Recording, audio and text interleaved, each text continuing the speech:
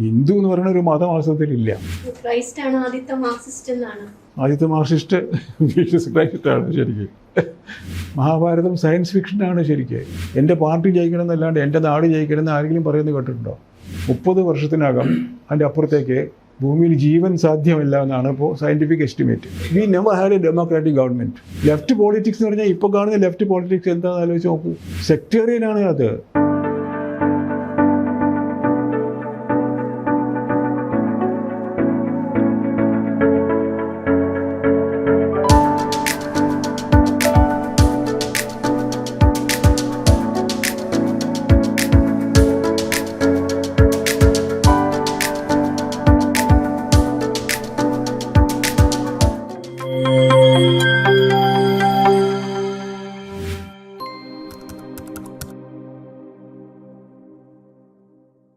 എല്ലാ എഴുത്തും റിവോൾട്ടാണ്.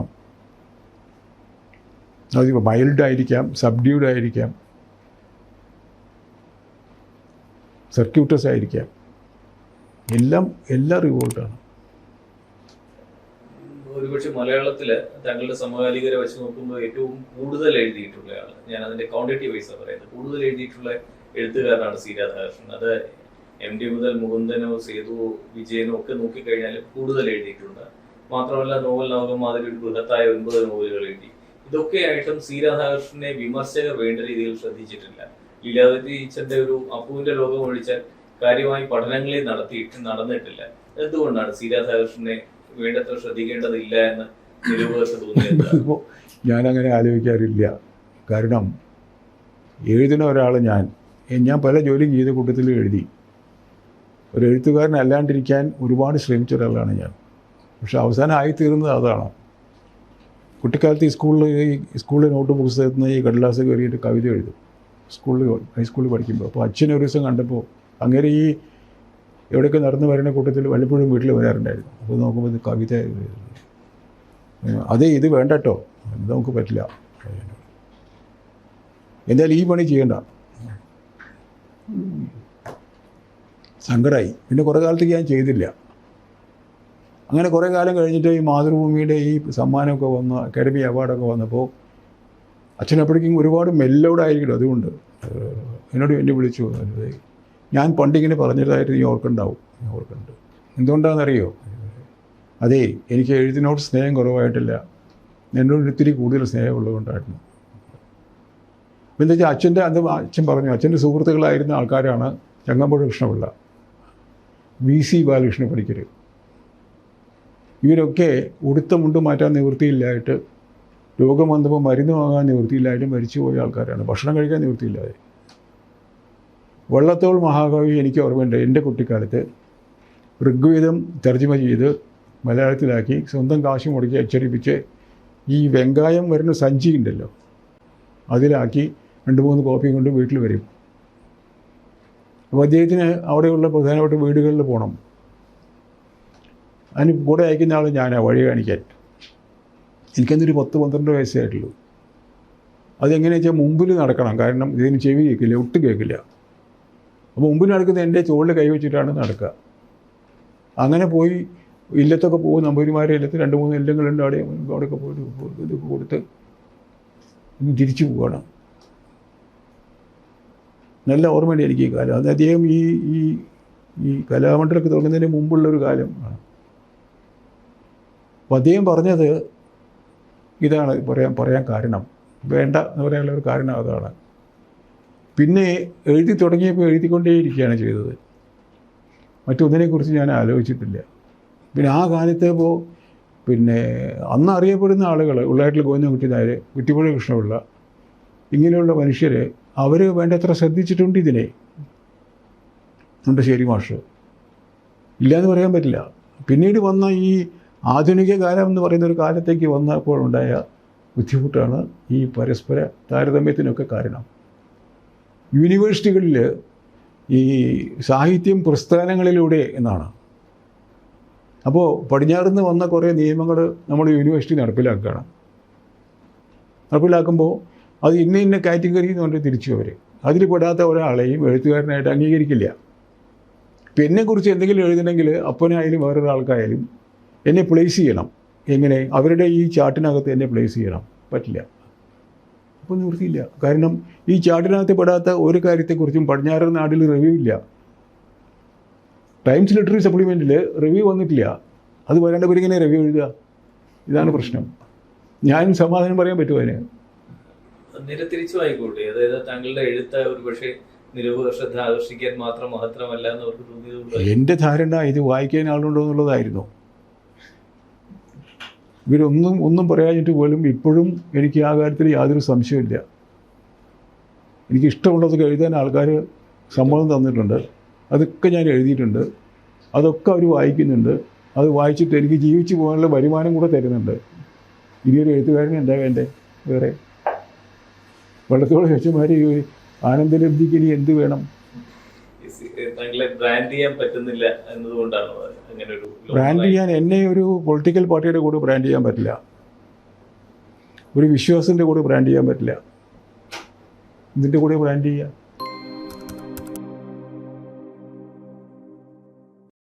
സി രാധാകൃഷ്ണന്റെ രാഷ്ട്രീയം സി രാധാകൃഷ്ണന്റെ രാഷ്ട്രീയം പൊളിറ്റിക്സ് എനിക്കുള്ളത് മഹാത്മാഗാന്ധിയുടെ രാഷ്ട്രീയമാണ്. മഹാത്മാഗാന്ധി 47 പറഞ്ഞു, നമുക്ക് ഇനി രാഷ്ട്രീയം വേണ്ട, ഇന്ത്യയിലെ രാഷ്ട്രീയ പാർട്ടികൾ ഭരിക്കണ്ട, ഇവിടെ ഗ്രാമപഞ്ചായത്ത് അടിസ്ഥാനത്തിൽ ഇന്ത്യയിലെ മഹാജനം മൊത്തമായിട്ട് ഭരിക്കണം. അദ്ദേഹം അതിന് ഡീറ്റെയിൽഡായിട്ട് സ്കീമും പ്ലാനൊക്കെ ഉണ്ടാക്കിയിരുന്നു. സത്യം പറഞ്ഞാൽ അത് നടപ്പിലായിരുന്നെങ്കിൽ നമുക്കിപ്പോൾ ഉള്ള ഈ ബുദ്ധിമുട്ട് വരുമായിരുന്നില്ല. ഇപ്പോൾ നോക്കൂ, ഇന്ത്യ രാജ്യം ഉണ്ടായതിന് ശേഷം right from the day we got independent, ഏതെങ്കിലും ഒരു സർക്കാർ സ്റ്റേറ്റിലോ കേന്ദ്രത്തിലോ മെജോറിറ്റി സർക്കാർ ഉണ്ടായിട്ടുണ്ടോ? ഉണ്ടോ? Has any majority government rule the state or the centre after independence? ആ കാലത്തൊക്കെ എത്ര പോളിംഗ് ശതമാനം? നെഹ്റു ഉണ്ടായിരുന്ന കാലത്ത് 30-35-40% മാക്സിമം. അന്നത്തെ കാലത്ത് എത്ര പേരെ വോട്ട് ചെയ്തിരുന്നത്? അതായത് ഒരു കോൺസ്റ്റിറ്റ്യുവൻസിയിൽ 1,00,000 വോട്ടർമാരുണ്ടെന്നിരിക്കട്ടെ. നെഹ്റു ഉണ്ടായിരുന്ന കാലം മുഴുവനും വോട്ട് ചെയ്തിരുന്നത് 25,000 പേരോ 30,000 പേരോ മാത്രമാണ്. മനസ്സിലായോ? അന്ന് തന്നെ 2 സ്ഥാനാർത്ഥി ഉണ്ടാവുമല്ലോ. ഒരാൾക്ക് എത്ര വോട്ട് കിട്ടും? ഇതിൻ്റെ ഭൂരിപക്ഷം കിട്ടിയാലേ ജയിക്കുക. അപ്പോൾ അയാളുടെ ഭൂരിപക്ഷം മൊത്തം വോട്ടർമാരുടെ എത്ര ശതമാനമായിരിക്കും? ഇവരാണ് ഇന്ത്യ രാജ്യം ഭരിച്ചിട്ടുള്ളത്. ഒരിക്കലും ഒരു മെജോറിറ്റി ഗവൺമെൻറ് ഇന്ത്യ രാജ്യം ഭരിച്ചിട്ടേ ഇല്ല. അടുത്ത് വരെ വന്നത് ആ രാജീവ് ഗാന്ധി വന്ന ഒരു കാലത്താണ്. തൊട്ടടുത്ത് വരെ എത്തിയിട്ടില്ല. പിന്നെ കാലം കൊണ്ട് ഒരുപാട് ജാതി മത പാർട്ടികളായതോട് കൂടിയിട്ട് പിന്നെയും ഫർദർ ഫ്രാഗ്മെൻറ്റേഷൻ വരികയാണ്. അപ്പോൾ ഇപ്പോൾ മൊത്തം വോട്ടർമാരിൽ 10% ഉള്ളൂ ജയിക്കുന്ന ആളുടെ വോട്ട്. ഇപ്പോൾ മിക്കവാറും എനിവേ ട്രയാങ്കുലറാണ് കണ്ടസ്റ്റ്. ചിലപ്പോൾ 5-6 കണ്ടസ്റ്റ്. ട്രയാങ്കുലർ ആയതിന് എത്രയായിരിക്കും ശതമാനം? നമ്മുടെ നാട് ഒരിക്കലും ഒരു ഡെമോക്രാറ്റിക് ഗവൺമെൻറ് അല്ല. നമ്മൾ വലിയ അഹന്ത പറയണമെന്ന് മാത്രമേ ഉള്ളൂ. ചില ഈ സ്കാൻഡിനേവിയൻ നാടുകളിലൊക്കെ 50% വോട്ട് കിട്ടുന്ന ആൾ ജയിക്കില്ല. അഥവാ ഒരു ട്രയാങ്കുലർ കോൺടെസ്റ്റ് വന്നു പോയാൽ അവർ റീ ഇലക്ഷൻ വയ്ക്കും 2 പേരെ വെച്ചിട്ട്. ആ 2 പേരിൽ ആർക്കെങ്കിലും ഒരാൾക്ക് മൊത്തം ഇലക്ട്രേറ്റിൻ്റെ 51% കിട്ടിയില്ലെങ്കിൽ ആ ആളെ ജയിക്കില്ല എന്നർത്ഥം. That is democracy. ഇത് ഡെമോക്രസി അല്ല. We never had a democratic government. We never had a majority government. Arun ചോദിച്ചതിന്റെ തുടർ ചോദ്യമാണ്, കോൺഗ്രസ്സുകാരനായ അച്ഛന്റെ മകൻ, അതുകൊണ്ട് ഈ പറഞ്ഞ കാരണങ്ങൾ കൊണ്ടാണോ കോൺഗ്രസിൽ ഒരിക്കലും ഒരു രീതിയിലും കോൺഗ്രസ് അനുഭാവിയായിരുന്നില്ല താങ്കൾ? ഞാൻ ഒരിക്കലും ഒരു പാർട്ടിയുടെ അനുഭാവിയായിരുന്നില്ല. ചില ആളുകളുടെ അനുഭാവിയായിരുന്നു. ദേ വർ നൈസ് പീപ്പിൾ. പശ്ചിമേനായാലും വേണ്ടില്ല, കെ ദാമോദരനായാലും വേണ്ടില്ല, എബ്രഹാം മാഷുണ്ടായിരുന്നു, KC എബ്രഹാം, അദ്ദേഹം ആയാലും വേണ്ടില്ല, ഇനി KM മാത്യു ആയാലും വേണ്ടില്ല. ഇങ്ങനെ കുറേ മനുഷ്യരുടെ സ്നേഹമുള്ള ആളായിരുന്നു ഞാൻ. എനിക്ക് അവരുടെ വലിയ കടപ്പാടും വലിയ ബഹുമാനമൊക്കെ ഉണ്ടായിരുന്നു. അത് വേറെ കാര്യം. താങ്കൾ ഒരിക്കൽ പറഞ്ഞിട്ടുണ്ട് എഴുത്തുകാർക്ക് ഇടതുപക്ഷമായിരിക്കാനേ സാധിക്കുള്ളൂ എന്ന് പറഞ്ഞിട്ടുണ്ട്. അതങ്ങനെയാണല്ലോ. എഴുത്തുകാരന് എല്ലാവർക്കും നന്നായിട്ട് കാണുന്നതിലേ മോഹം ഉണ്ടാവുള്ളൂ. സമത്വ സുന്ദരമായ ഒരു ഭൂമി, ലോകം, സമൂഹം സ്വപ്നം കാണാത്ത ഒരാളും ഒരു എഴുത്തുകാരനാവില്ല, ആയിട്ടുണ്ടായിട്ടുമില്ല. സംശയമൊന്നും വേണ്ട ആ കാര്യത്തിന്. ലെഫ്റ്റ് പോളിറ്റിക്സ് എന്ന് പറഞ്ഞാൽ ഇപ്പോൾ കാണുന്ന ലെഫ്റ്റ് പോളിറ്റിക്സ് എന്താണെന്ന് ആലോചിച്ച് നോക്കൂ. സെക്ടേറിയനാണ് അത്. എൻ്റെ ഗവൺമെൻറ് എന്ന് പറയുന്നത് ആർക്ക് വേണ്ടിയാ? ആരുടെ ഗവൺമെൻറ്റാണ്? നിങ്ങൾക്ക് നിങ്ങളെക്കുറിച്ച് ഒന്നും അറിയില്ല എന്നല്ലേ പറയണം. ആരാണ് ഈ നിങ്ങൾ, ആരാണ് ഈ ഞങ്ങൾ? ഇനിയൊക്കെ പോട്ടെ, ജയിച്ചു വന്നാലും ആ ജയിച്ച ആള് എല്ലാവരുടെയും ആളാണെന്നൊരു ധാരണയുണ്ടോ? അതില്ലല്ലോ. പിന്നെ നമ്മുടെ ഈ നാട്ടിൽ ഈ റിസർവേഷൻ ഒരു പോളിസി ഉണ്ടെന്നില്ലേ? എൻ്റെ നാട്ടിലൊക്കെ ഇപ്പോൾ ലണ്ടനിലോ അല്ലെങ്കിൽ യൂറോപ്പിലോ അമേരിക്കയിലോ ഒക്കെ ആണെങ്കിൽ ഈ ആഫ്രിക്കയിലൊക്കെ പോയി ആൾക്കാരെ കയറിട്ട് കെട്ടി പൂട്ടി വഞ്ചിയിൽ വലിച്ചു കയറ്റിയിട്ട് അവരെ കൊണ്ട് തന്നെ തണ്ടി വെച്ച് വലിപ്പിച്ച് കൊണ്ടുവന്നിട്ട് അടിമകളാക്കി കച്ചവടം ചെയ്ത നാട്ടിൽ അവർക്ക് ഫ്രീഡം കൊടുത്തു. അടിമകൾക്ക് എന്താ കൊടുത്തത്? ഫ്രീഡം കൊടുത്തപ്പോൾ റിസർവേഷൻ കൊടുത്തുവോ? റിസർവേഷൻ കൊടുത്തു അവർക്ക് കൊടുത്തത് ഈക്വാലിറ്റിയാണോ? ഇവിടെ എന്താ സംഭവിച്ചിരിക്കുന്നത്? ഇവിടെ 1,900 സമുദായങ്ങൾക്ക് ജാതി പേര് വെച്ചിട്ട് അവർക്ക് റിസർവേഷൻ കൊടുത്തു എന്ന് പറഞ്ഞാൽ ഈ ജാതി ഈ പേഴ്സണൽ റെക്കോർഡിൽ ആചന്ദ്ര സൂര്യം ഇംപ്രിൻ്റഡായി എല്ലാവർക്കും പോവും. അത്രയും പാർട്ടികളുമായി. മനസ്സിലായില്ലേ? അപ്പോൾ ഈ പാർട്ടികൾ വരുമ്പോൾ ഒരു ഇലക്ഷൻ നടക്കുമ്പോൾ 2 മെയിൻ കണ്ടസ്റ്റൻ്റ് ഉണ്ടെങ്കിൽ അതിനിടയ്ക്ക് നിൽക്കുന്ന ഒരു ഈക്വൽ പാർട്ടി ഉണ്ടല്ലോ, splinter party. That will be the determining factor. അപ്പോൾ ഡെമോക്രസി എന്ന് പറഞ്ഞാൽ അതായി എന്നർത്ഥം. അതുവരെ ആയിട്ടുണ്ട്. റിസർവേഷൻ എന്ന് പറയുന്നത് അൺഡെമോക്രാറ്റിക് ആണെന്നാണോ? എന്തിനാ റിസർവേഷൻ? നാട്ടിൽ ആർക്കാണോ ദാരിദ്ര്യമുള്ളത്, ആർക്കാണോ ഏറ്റവും കാലങ്ങൾ ജനറേഷൻസ് ആയിട്ട് സഫർ ചെയ്തുകൊണ്ടിരുന്ന ഒരു കമ്മ്യൂണിറ്റിയെ ഉയർത്തിക്കൊണ്ടുവരാനുള്ള കമ്മ്യൂണിറ്റി എങ്ങനെയാണ് ഉയർത്തിക്കൊണ്ടുവരിക? അവരെ മറ്റുള്ള കമ്മ്യൂണിറ്റി അവസരങ്ങൾ നൽകാൻ അവരെ മറ്റുള്ള കമ്മ്യൂണിറ്റികളോട് വെറുപ്പുള്ളവരാക്കുകയാണോ വേണ്ടത്?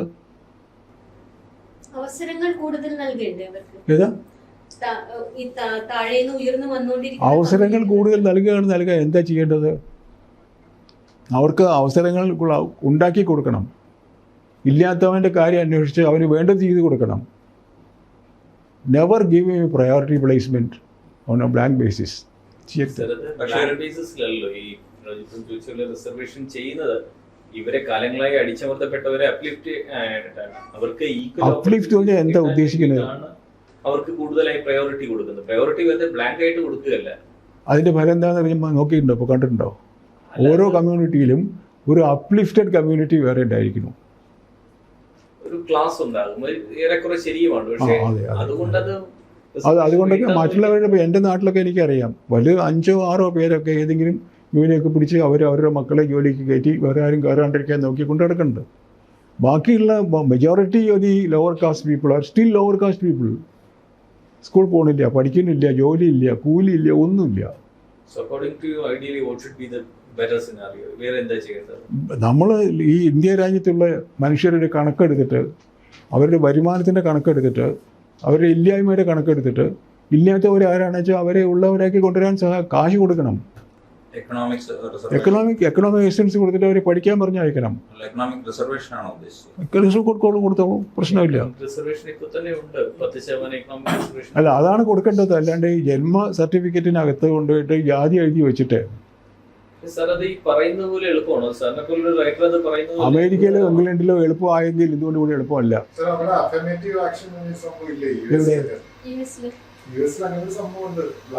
US അല്ല, അവിടെ അവർ സംഘടന ഉണ്ടാക്കിയിട്ട് വേറെ കാര്യം. അതിപ്പോഴും നാളെ ഇനിയിപ്പോൾ ഒരാൾ അവിടെ വരാൻ പോകുന്ന പ്രസിഡന്റ് ഇനിയും വരാൻ പോകുന്ന ആൾ മത്സരിക്കാൻ പോകുന്നത് അവിടുത്തെ വർഗം പറഞ്ഞുകൊണ്ടാണ്, ജാതി നിറം പറഞ്ഞുകൊണ്ടാണ്. സംശയമൊന്നുമില്ലാത്ത കാര്യമാണ് അത്. സർ, ഇത്രയും പറഞ്ഞപ്പോൾ അതിന്റെ other side of the story ഞാൻ ചോദിച്ചിട്ട്, കാരണം ഒരു സോഷ്യൽ മീഡിയയിൽ അങ്ങനെ ഭയങ്കരമായിട്ടൊരു ആർഗ്യുമെന്റ് ഉണ്ട്. ഈ റിസർവേഷൻ കാരണം ഇവിടെ ഡിസർവിംഗ് ആയിട്ടുള്ളവർക്ക് അവസരം കിട്ടില്ലെന്നും അതുകൊണ്ട് അവർ വിദേശത്ത് പോയി. അതല്ല പ്രശ്നം. എന്താണെന്ന് വെച്ചാൽ നമ്മൾ ഒരു പർട്ടിക്കുലർ ആയിട്ടുള്ള ഒരു റിസർവേഷൻ്റെ പേരിൽ നമ്മൾ ഇങ്ങനെയുള്ള കൺസെഷൻ കൊടുക്കുമ്പോൾ ടാലൻറ്റിനെ നമുക്ക് കിട്ടില്ല. അത് പുറത്ത് പോകണോ അകത്ത് വരണോ എന്നുള്ളതല്ല പ്രശ്നം. നമുക്ക് ആ ടാലൻറ്റിൻ്റെ ഏറ്റവും നല്ല ക്വാണ്ടിറ്റിയെ നാടിൻ്റെ അപ്ലിഫ്റ്റിന് വേണ്ടി കിട്ടുന്നില്ല. റിസർവേഷൻ ബ്രെയിൻ ഡ്രെയിൻ കാരണമാവുന്നുണ്ടോ? നിങ്ങളുടെ ഒരു ജാതി വെച്ചിട്ട് നിങ്ങൾക്ക് 33% കിട്ടിയാൽ മതി, 93% കിട്ടിയ ആൾക്ക് കൊടുക്കില്ല എന്ന് പറഞ്ഞാൽ എന്താ നീതി? What is justice of the? ഇപ്പൊ എനിക്ക് റിസർവേഷൻ ഇല്ല, അതുകൊണ്ട് തന്നെ ഞാൻ വരുന്ന ജീവിത സാഹചര്യങ്ങൾ ഡിഫറെന്റ് ആയിരിക്കും. റിസർവേഷൻ ഉള്ള മറ്റൊരാൾക്കുള്ള ജീവിത സാഹചര്യം ഡിഫറെന്റ് ആയിരിക്കും. ഈ ജാതി എന്നൊരു സംഗതി അല്ലെങ്കിൽ കാസ്റ്റ് എന്നൊരു സംഗതി വെച്ചിട്ട് അപ്ലിഫ്റ്റ്മെൻ്റ് എന്നൊക്കെ പറഞ്ഞു കഴിഞ്ഞാൽ വടക്കേ ഇന്ത്യയിൽ പോയി നോക്കൂ, ഈ പറയുന്ന നോർത്ത് ഇന്ത്യയിൽ പോയി നോക്കൂ. അപ്ലിഫ്റ്റഡ് കാസ്റ്റ് ഏതാണ്, സഫറിങ് കാസ്റ്റ് ഏതാണ് നോക്കൂ. ഇപ്പോൾ തന്നെ ഇന്ത്യയിൽ, കേരളത്തിൽ ആരാണ് അപ്ലിഫ്റ്റഡ് കാസ്റ്റ്, ആരാണ് അൺഅപ്ലിഫ്റ്റഡ് കാസ്റ്റ്? ഒരു സർവേ നടത്തി നോക്കാൻ ധൈര്യമുണ്ടോ ഇൻകം വൈസ്?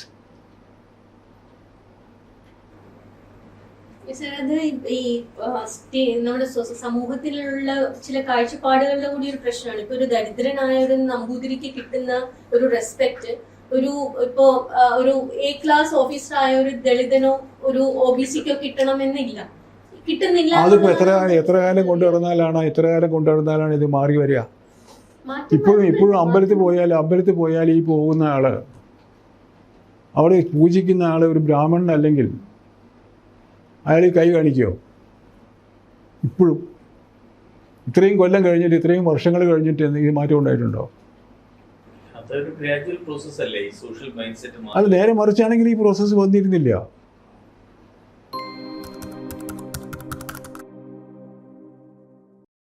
എൺപത്തഞ്ച് വയസ്സായ താങ്കൾ ഇത് പറയുന്നത് കേട്ട്. കാരണം ഒരു 50 വർഷം മുന്നെയാണ് കേരളത്തിലെ ആൾക്കാർ കുടികുത്തി കഞ്ഞി കുടിച്ചുകൊണ്ടിരുന്നത് ജന്മിയുടെ വീട്ടില്. അതിൽ നിന്ന് മാറി വരാനായിട്ട് സ്വാഭാവികമായിട്ട് അവർക്കൊരു അത് മാറി വരണ്ടെന്ന് ഞാൻ ഒരിക്കലും പറയുന്നില്ലല്ലോ. മാറി വരണം, പക്ഷെ അതിപ്പോ മാറി വരുന്നില്ല. നടക്കുന്നില്ല. അത് ഒരു പർട്ടിക്കുലർ ക്ലാസ് ഓരോ കാസ്റ്റിനകത്ത് ഉണ്ടായിരിക്കുകയാണ്. ദേ മോണോപ്പൊളൈസ് ദി എൻറ്റയർ പോസിബിലിറ്റി ഓഫ് ഒരു നല്ല ഈ പറയുന്ന പോലെയുള്ള ഒരു കോച്ചിങ് ഒരു ഇൻസ്റ്റിറ്റ്യൂഷനിൽ പോകണമെങ്കിൽ ആർക്കാ കഴിയുക? കോച്ചിങ് ഇൻസ്റ്റിറ്റ്യൂഷനിൽ പോകുന്ന ബാക്ക്വേർഡും കോച്ചിങ് ഇൻസ്റ്റിറ്റ്യൂഷനിൽ പോകാത്ത ബാക്ക്വേർഡും കൂടി ആർക്കാ കിട്ടുക? പറയൂ സർ. അതിൻ്റെ ഒരു സാർ മനസ്സിലാക്കാത്തതോ അല്ലെങ്കിൽ മനസ്സിലാക്കുന്നതിൽ ഫെയിലായ ഒരു മറുവശമുണ്ട്.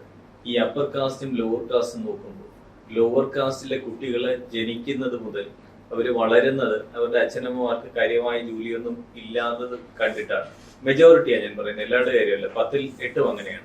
നേരെ മറിച്ച് അപ്പർ കാസ്റ്റിലെ കുട്ടികൾ വളരുന്നത് അവരുടെ അച്ഛനമ്മമാർക്ക് എന്തെങ്കിലുമൊക്കെ നല്ല ജോലിയുള്ളത് കണ്ടിട്ടാണ്. അപ്പർ കാസ്റ്റിലെ കുട്ടികൾ സ്കൂളിൽ പോകുന്നത് വാഹനത്തിലാണ്. ലോവർ കാസ്റ്റിലെ കുട്ടികളിലെ മെജോറിറ്റിയും പോകുന്നത് നടന്നിട്ടാണ്. ഇവരുടെ പേരുകൾ നോക്കിയാൽ, ഇവരുടെ സോഷ്യൽ ക്ലാസസ് നോക്കിയാൽ, അവര് ഭക്ഷണം കഴിക്കാൻ പോകുന്ന റെസ്റ്റോറൻറ്റും അവർ കഴിക്കുന്ന ഭക്ഷണവും നോക്കിയാൽ ഒക്കെ ഇത് ഗ്രാജുവലി നടക്കേണ്ട ഒരു പ്രോസസ്സാണ്. അപ്പൊ എന്റെ അച്ഛനും അമ്മയ്ക്കും പഠിത്തമില്ലായിരുന്നു, അതുകൊണ്ട് എനിക്കും പഠിത്തമില്ല എന്നൊരു സിനാറിയോയിലാണ് പല ലോവർ കാസ്റ്റിൽ നിന്നും വരുന്നത്. നേരെ തിരിച്ചാണ് അപ്പർ കാസ്റ്റിൽ വരുന്നത്. അപ്പൊ സ്വാഭാവികമായിട്ടും റിസർവേഷൻ ഉണ്ടെങ്കിൽ മാത്രമേ ഇവർക്ക് ഏതെങ്കിലും തരത്തിലുള്ള ഒരു ഓപ്പർച്യൂണിറ്റി കിട്ടൂ. അത് ജോലിയിലാകട്ടെ പഠനത്തിലാകട്ടെ കിട്ടിക്കോട്ടെ, വേണ്ടാതല്ല ഞാൻ പറയണത് നമുക്ക് ഈ സിറ്റുവേഷൻ, സമുദായത്തിലുള്ള അവസ്ഥ സ്റ്റഡി ചെയ്യാൻ ഏതെങ്കിലും ഒരു ഗവൺമെൻറ് ഇതുവരെ അല്ലെങ്കിലും ഏതെങ്കിലും ഒരു ഡിപ്പാർട്ട്മെൻ്റ് ഉണ്ടോ? ഇപ്പം എൻ്റെ പഞ്ചായത്തിൽ വന്നിട്ട് ഓരോ ഹൗസ് ഹോൾഡിലും എന്താണ് നടക്കുന്നതെന്ന് അറിയാൻ ഏതെങ്കിലും ഒരു ഓഫീസുണ്ടോ? ഏതെങ്കിലും ഒരു ഉദ്യോഗസ്ഥനുണ്ടോ? അങ്ങനെ ഒരാൾ നടക്കുകയാണെങ്കിൽ അയാൾക്ക് അറിയാമല്ലോ ഏതൊക്കെ വീട്ടിൽ ആർക്കൊക്കെയാണ് പട്ടിണി, ആർക്കൊക്കെയാണ് കഴിവുള്ളത്, ആർക്കൊക്കെയാണ് ഇല്ലാത്തത്. എന്തെങ്കിലും തരത്തിൽ അന്വേഷണം നടത്തുന്നുണ്ടോ ഇതുവരെ? ഇല്ലല്ലോ. ഇന്ത്യയിലെ ഏതെങ്കിലും ഒരു പൗരന് ഔതന്റികമായിട്ട് റെക്കോർഡുണ്ടോ? ഇല്ല.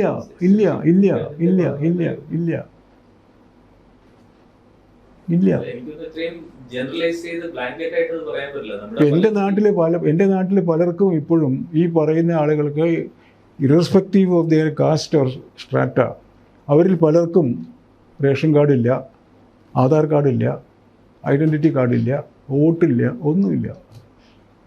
നമ്മുടെ രാജീവ് ഗാന്ധി ആവാസ് യോജനയാണെങ്കിൽ, ഗരീബി പഠാവോ യോജനയാണെങ്കിൽ, മുദ്രാവാക്യങ്ങളൊക്കെ ഇഷ്ടംപോലെ ഉണ്ട്. മുദ്രാവാക്യങ്ങൾക്ക് യാതൊരു ക്ഷാമവുമില്ല.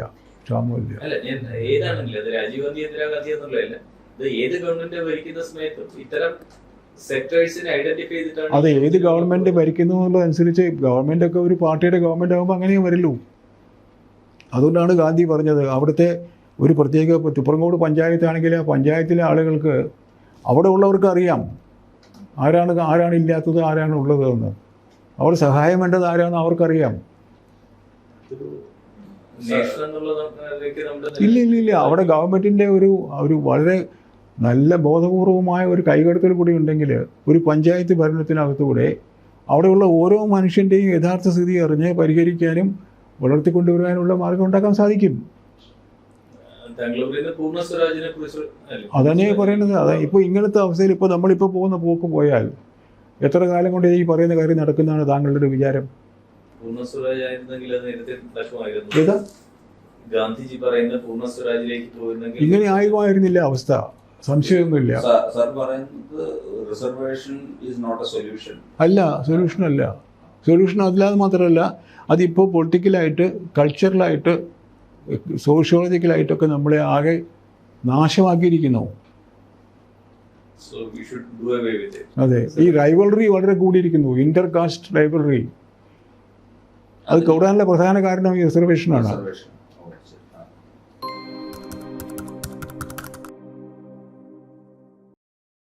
എഴുത്തിൽ വളരെ ഓപ്റ്റിമിസ്റ്റിക് ആയിട്ടുള്ള സി രാധാകൃഷ്ണൻ ജീവിതത്തിൽ വളരെ പെസിമിസ്റ്റിക് ആണ്. അല്ലല്ല, ഞാൻ ജീവിതത്തിൽ വളരെ ഓപ്റ്റിമിസ്റ്റിക്കാണ്. അതാണ് ഈ കാലം കാത്തു വെക്കുന്നത് അവസാനത്തെ നോവലിനകത്തുള്ളത്. ലോകത്ത് നമുക്ക് മൊത്തമായിട്ടൊരു ഒരു ഒരു ഒരു ട്രോമാറ്റിക് ചേഞ്ച് വരും. കാരണം അല്ലെങ്കിൽ ഇപ്പോൾ പുതിയ എസ്റ്റിമേറ്റ് പ്രകാരം നമ്മളിങ്ങനെ പോവുകയാണെങ്കിൽ 30 വർഷത്തിനകം അതിൻ്റെ അപ്പുറത്തേക്ക് ഭൂമിയിൽ ജീവൻ സാധ്യമല്ല എന്നാണ് ഇപ്പോൾ സയൻറ്റിഫിക് എസ്റ്റിമേറ്റ്. 30 years ഒരു ജീവനും സാധ്യമല്ല, സർവൈവ് ചെയ്യാൻ പറ്റില്ല. 30 years. അപ്പോൾ we are grinding towards either a halt or a new beginning, maybe together. അതിൻ്റെ ലക്ഷണങ്ങളൊക്കെ എല്ലാതെങ്കിലും കാണാനുണ്ട് ഇപ്പോൾ. സർ, ഈ എഴുത്തച്ഛൻ കോൺട്രവേഴ്സിയിൽ ഒരു കാര്യം ചോദിക്കാൻ വിട്ടുപോയത്, 2016 എഴുത്തച്ഛൻ സമാജം പോയിട്ട് KC ജോസഫിനെ കണ്ട് ആവശ്യപ്പെട്ടിട്ട് താങ്കൾക്ക് അവാർഡ് തരുന്നില്ല. 2016 നവംബറിൽ തന്നെ പുതിയ ഗവൺമെന്റ് വരുന്നു, താങ്കൾക്ക് എഴുത്തച്ഛൻ അവാർഡ് തരുന്നു.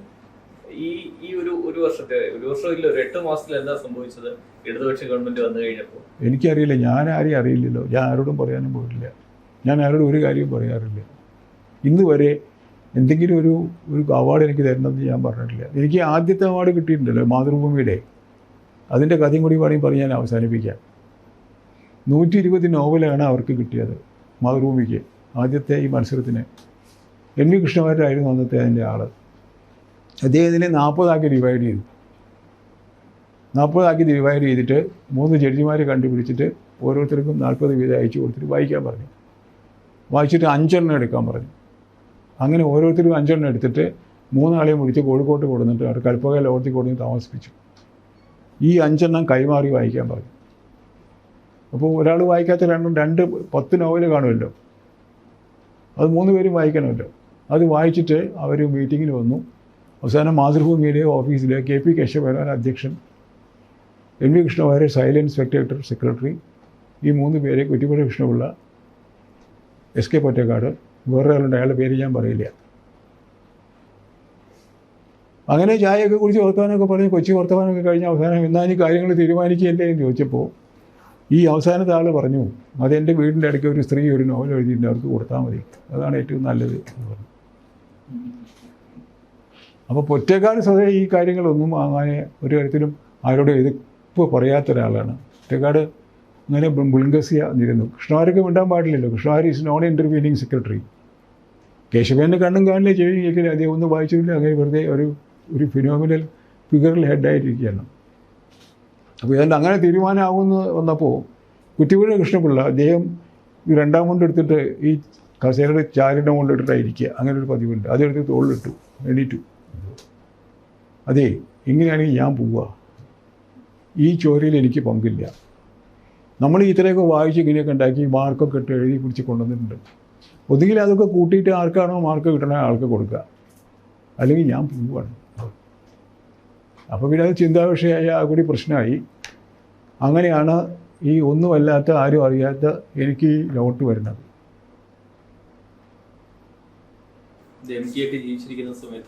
MT അവിടെ ഉണ്ടായിരുന്നു, അത് എനിക്കിവിടെ ആരെയും അറിയില്ല. ഞാൻ ന്യൂസ് പേപ്പറിൻ്റെ ഡെസ്കിൽ നിന്ന് മറ്റിടത്തേക്കും പോകാറില്ല, ഇവർ വീക്കിലി സെക്ഷൻ വേറെയാണ്. ഒരു തവണ കുറേ കാലം കഴിഞ്ഞിട്ട് ഞാൻ ഈ നോർത്തിൽ വണ്ടി കാത്ത് നിൽക്കുകയാണ്. പൊറ്റക്കാട് ഞാനും ഉണ്ട്. എന്തൊക്കെയോ കുറേ വർത്തമാനം പറഞ്ഞപ്പോൾ വണ്ടി 2 മണിക്കൂർ പിന്നെയും വൈകിപ്പോൾ അവരുടെ ഭക്ഷണമൊക്കെ കഴിച്ചപ്പോൾ അന്ന് പൊറ്റക്കാട് പറഞ്ഞൊരു കഥയാണിത്. എത്രയോ വർഷങ്ങൾക്ക് ശേഷമാണ്. അപ്പോൾ ഞാൻ എന്നിട്ട് ഒരു ദിവസം കൃഷ്ണവാരുണ്ടായിരുന്നു, കൃഷ്ണവാരൻ ചോദിച്ചു ഇങ്ങനെ SK ഇങ്ങനെ പറയുന്നല്ലോ NV ശരിയാണോ എന്ന് ചോദിച്ചു. പറയുന്നത്.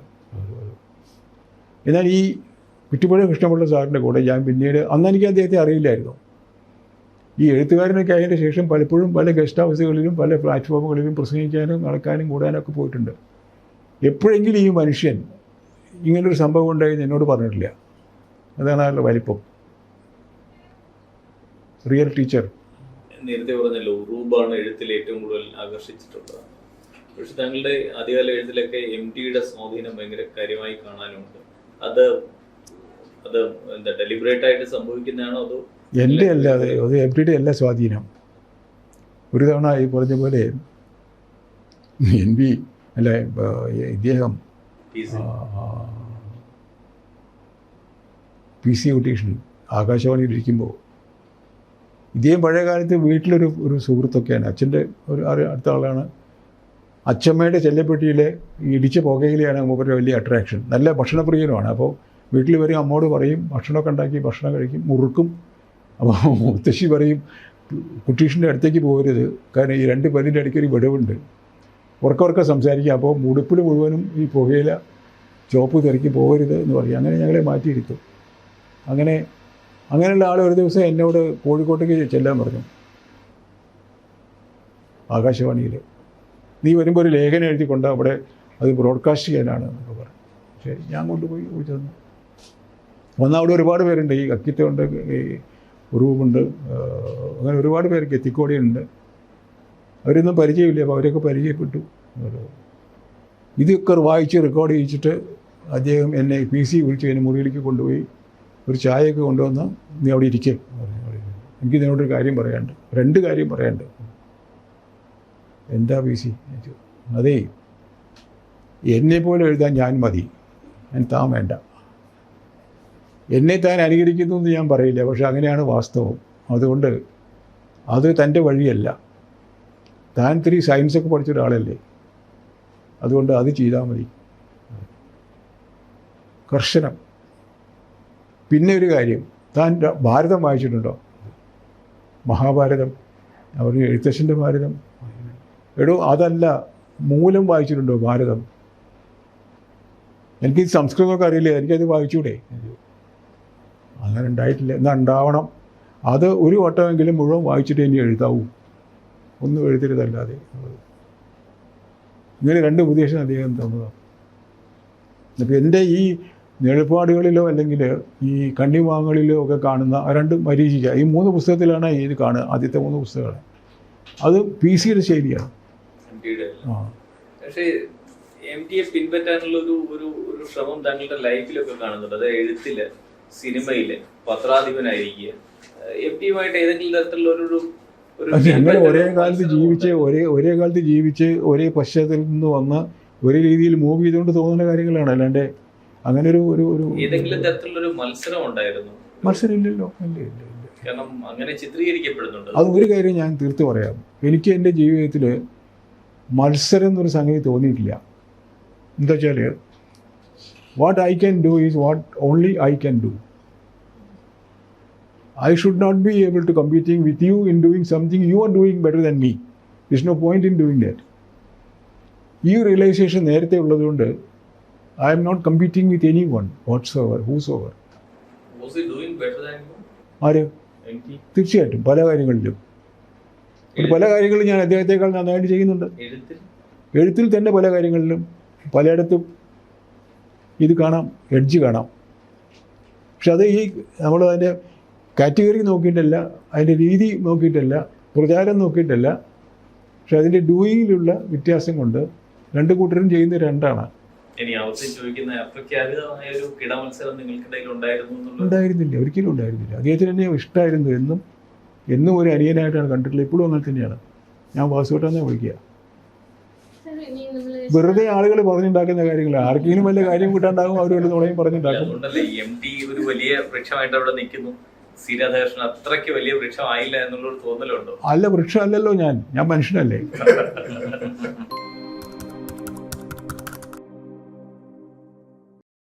സാറിനെതിരെ ഇടയ്ക്ക് വന്നൊരു ആരോപണം എഴുത്തച്ഛനെ സാർ നായരാക്കി. അതാണ് പ്രശ്നം. ഞാൻ ഈ എഴുത്തച്ഛനെ കുറിച്ച് എഴുത്തച്ഛൻ്റെ ജീവിതം എഴുതുമ്പോൾ അദ്ദേഹം ഒരു നായരാണോ അല്ലെന്ന് ആലോചിച്ചിട്ട് പോലും ഇല്ല. അങ്ങനെ ഒരു ചിന്ത പോയിട്ടേ ഇല്ലായിരുന്നു. എഴുത്തച്ഛനൊരു റെവല്യൂഷണറി ആയിരുന്നു. അദ്ദേഹമാണ് ഇവിടുത്തെ റിനൈസൻസിൻ്റെ ആളാണ്. അപ്പൊ അതിലെ വാസ്തവം എന്താണ്? താങ്കളുടെ മുൻ എന്താ ഇതിന്റെ വാസ്തവം എഴുത്തച്ഛനെ താങ്കൾ നായറാക്കിയതിനപ്പുറത്ത് താങ്കളുടെ ഞാൻ എന്താ ചെയ്യുക? എൻ്റെ വീട്ടിലെ മുത്തശ്ശനും മുത്തശ്ശിയൊക്കെ എനിക്ക് ഈ കഥ പറഞ്ഞു തന്നു. 1498 പോർച്ചുഗീസുകാർ വരുമ്പോൾ എഴുത്തച്ഛന് 20 വയസ്സായിരുന്നു. മനസ്സിലായോ? 1560 അദ്ദേഹം മരിച്ചു പോകുന്നത്. 1560 നിന്ന് 1960 എത്ര കാലമുണ്ട്? 400 കൊല്ലമേ ഉള്ളൂ. ദേ റിമെമ്പർ. കാരണവന്മാർ പറഞ്ഞാൽ അവർ മനസ്സിലാക്കി വെച്ചിട്ട് വേറെ എനിക്ക് പറഞ്ഞു തന്നതാണ്. ഞാനതിനെ അവിശ്വസിക്കേണ്ട കാര്യമൊന്നുമില്ലല്ലോ. എനിക്ക് ആരെയും അത് ബോധ്യപ്പെടുത്തേണ്ട കാര്യമില്ലല്ലോ. ആയിക്കോട്ടെ, വിരോധമില്ലല്ലോ. ചരിത്രപരമായ എന്തെങ്കിലും ഒരു ഡോക്യുമെന്റേഷൻ ഇല്ലാതെ നമുക്ക് അങ്ങനെ ക്ലെയിം ചെയ്യാൻ പറ്റും? ഡോക്യുമെന്റേഷൻ ഉണ്ടല്ലോ. മുത്തശ്ശിയും പറഞ്ഞു തന്നുള്ള ഒരു ഡോക്യുമെന്റേഷൻ. എഴുത്തച്ഛൻ്റെ ഭാഷയുണ്ടല്ലോ. അല്ല, ഞാൻ ചോദിക്കുന്ന ഈ എഴുത്തച്ഛൻ കമ്മ്യൂണിറ്റി ആണോ നായർ കമ്മ്യൂണിറ്റി ആണോ എന്നൊക്കെ. കമ്മ്യൂണിറ്റീസ് വളരെ സ്ട്രോങ് ആയിരുന്ന ഒരു സമയത്താണല്ലോ ഈ നമ്മൾ ഈ ചർച്ച നടത്തുന്നത് തന്നെ. അതുകൊണ്ടാണ് ചോദിക്കുന്നത്. അല്ല, അന്ന് എഴുത്തച്ഛനുള്ള കാലത്ത് ഈ കമ്മ്യൂണിറ്റി ഇല്ലല്ലോ. ഭാഷ സാർ പറഞ്ഞത് എഴുത്തച്ഛന്റെ ഭാഷ സവർണ ഭാഷയായിരുന്നു. സവർണ ഭാഷയായിരുന്നു. ഭാഷയെ കുറിച്ച് പറയുന്നുണ്ട്. അദ്ദേഹം ഒരു യാത്ര കഴിഞ്ഞ് തിരിച്ചു വരുമ്പോൾ ഈ നോർത്തിൽ നിന്ന് പോലും കടമെടുത്തിട്ടുള്ളൂ മലയാളത്തിലെ അമ്പത്തൊന്നും അവിടെ വെച്ച് സാറ് തന്നെ പറയുന്നുണ്ടല്ലോ ഒരു ഭാഷ സൃഷ്ടിക്കുന്നു. അക്ഷരം ഉണ്ടാക്കിയത് അദ്ദേഹം. അപ്പം ആ ഭാഷയിലേക്കുള്ള വരവാണ് ചോദിച്ചത്. അതിപ്പോ സാർ ഈ ഒരു ഹിസ്റ്റോറിക്കൽ ഇതില്ലാതെ എങ്ങനെയാണ് ഇപ്പൊ റിസർച്ച് ചെയ്തപ്പോൾ മുത്തശ്ശനും മുത്തശ്ശിയും പറഞ്ഞു തന്ന കഥകളിലെ എഴുത്തച്ഛനപ്പുറം സാർ അല്ല, അവിടെ റെക്കോർഡ്സ് ഉണ്ടായിരുന്നു. അവർ പറഞ്ഞത് അവർ റെക്കോർഡ്സ് ഉണ്ടായിരുന്നു. അത് ഈ ഒരു ഫ്ലഡ് വന്നപ്പോൾ പോയതാണ്. താങ്കളുടെ പൂർവികനായിരുന്നെങ്കിൽ എഴുത്തച്ഛനൊരു നായരായിരുന്നിരിക്കണം എന്നല്ലേ? അന്ന് നായരല്ലേ കുട്ടി? അന്ന് ഇന്ന് പറയുന്ന ഈ നായരൊന്നും അന്നില്ല. ഇതൊക്കെ ഈ ബ്രിട്ടീഷ് ഗവൺമെൻറ് വന്നിട്ട് ഉണ്ടാക്കിയ. ബ്രിട്ടീഷ് ഗവൺമെൻറ് എന്താ ചെയ്തത് ആലോചിച്ച് നോക്കിയിട്ടുണ്ടോ? ബ്രിട്ടീഷ് ഗവൺമെൻറ് വന്നപ്പോൾ ഇന്ത്യയിൽ എന്ത് സ്ട്രക്ചറാണോ ഉണ്ടായിരുന്നത് സോഷ്യലായിട്ട്, ആ സ്ട്രക്ചറിനെ അതേപടി അംഗീകരിക്കുകയാണ് ചെയ്തത്. അതായത് രാജാവിൻ്റെ കീഴിൽ രാജാവ്, അതുപോലെ ക്ഷത്രിയൻ, ബ്രാഹ്മണൻ, ശൂദ്രൻ എന്നൊക്കെ പറയുന്നത് ആ ഒരു. അപ്പോൾ അതിനൊരു പെക്കിംഗ് ഓർഡർ ഉണ്ടായിരുന്നു. They could control society through this pecking order. അപ്പോൾ എന്താ ചെയ്തത് വെച്ചാൽ ബ്രിട്ടീഷുകാർ വന്നിട്ട് ഭൂമിയുടെ എല്ലാ അവകാശവും സ്വത്തവകാശവും ബ്രാഹ്മണന് കൊടുത്തു. മനസ്സിലായോ? കാരണം നികുതി പിരിക്കണം. അവർ നികുതി ഇമ്പോസ് ചെയ്തു. പിരിച്ച് റിയലൈസ് ചെയ്യണ്ടേ? അപ്പോൾ ഈ ഭൂമിയുണ്ട് എന്ത് ചെയ്യണം, ആരെ അതിനകത്ത് താമസിപ്പിക്കണം, ആർക്കത് പാട്ടത്തിന് കൊടുക്കണം എന്നുള്ള കാര്യത്തിലൊക്കെ തീരുമാനം എടുക്കേണ്ട ആത്യന്തികമായ അധികാരം ബ്രാഹ്മണന് കൊടുത്തു. ബ്രാഹ്മണൻ അത് നായർക്ക് കുറച്ച് ഡൈവേർട്ട് ചെയ്ത് കൊടുത്തു. നായർ താഴേക്ക് കൊടുത്തു. ആ പെക്കിംഗ് ഓർഡർ പോവുകയാണ്. അപ്പോൾ ശരിക്കും ആർമിയുടെ പോലെ മുകളിലുള്ള ആൾ SR എന്ന് പറയും, താഴത്തുള്ള ഏറ്റവും അവസാനത്തെ ആൾക്ക് മാത്രമേ ആരെയും തല്ലാന്ന് നിർത്തിയില്ലായേ ഉള്ളൂ. എല്ലാവരും ഹാപ്പി ആയിരുന്നു. ആ സിസ്റ്റം തന്നെയാണ് കോൺഗ്രസ് ഗവൺമെൻറ് വന്നപ്പോഴും അതേപോലെ അംഗീകരിച്ചത്. സെയിം സിസ്റ്റം, ഒരു മാറ്റവും വരുത്തിയിട്ടില്ല.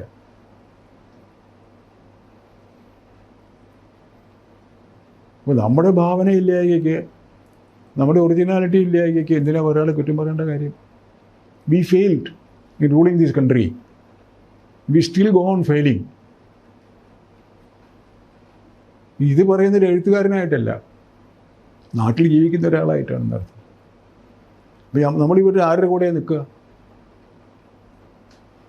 ഇവരൊക്കെ ഓരോരുത്തരും നാളെ ഇതും ഇവിടെ നിന്നും അവിടേക്ക് മാറി, അവിടുന്ന് ഇവിടേക്ക് മാറി. ഈ നാടിനെക്കുറിച്ച് എൻ്റെ നാടെന്ന് കരുതുന്ന ഒരാളെയും കാണാറില്ലല്ലോ നമ്മൾ. ഒരു പാർട്ടിയും കാണാറില്ല. എൻ്റെ പാർട്ടി ജയിക്കണം എന്നല്ലാണ്ട് എൻ്റെ നാട് ജയിക്കണം എന്ന് ആരെങ്കിലും പറയുന്നത് കേട്ടിട്ടുണ്ടോ? I haven't heard. ഒരാളും പറയുന്നത് കേട്ടിട്ടില്ല.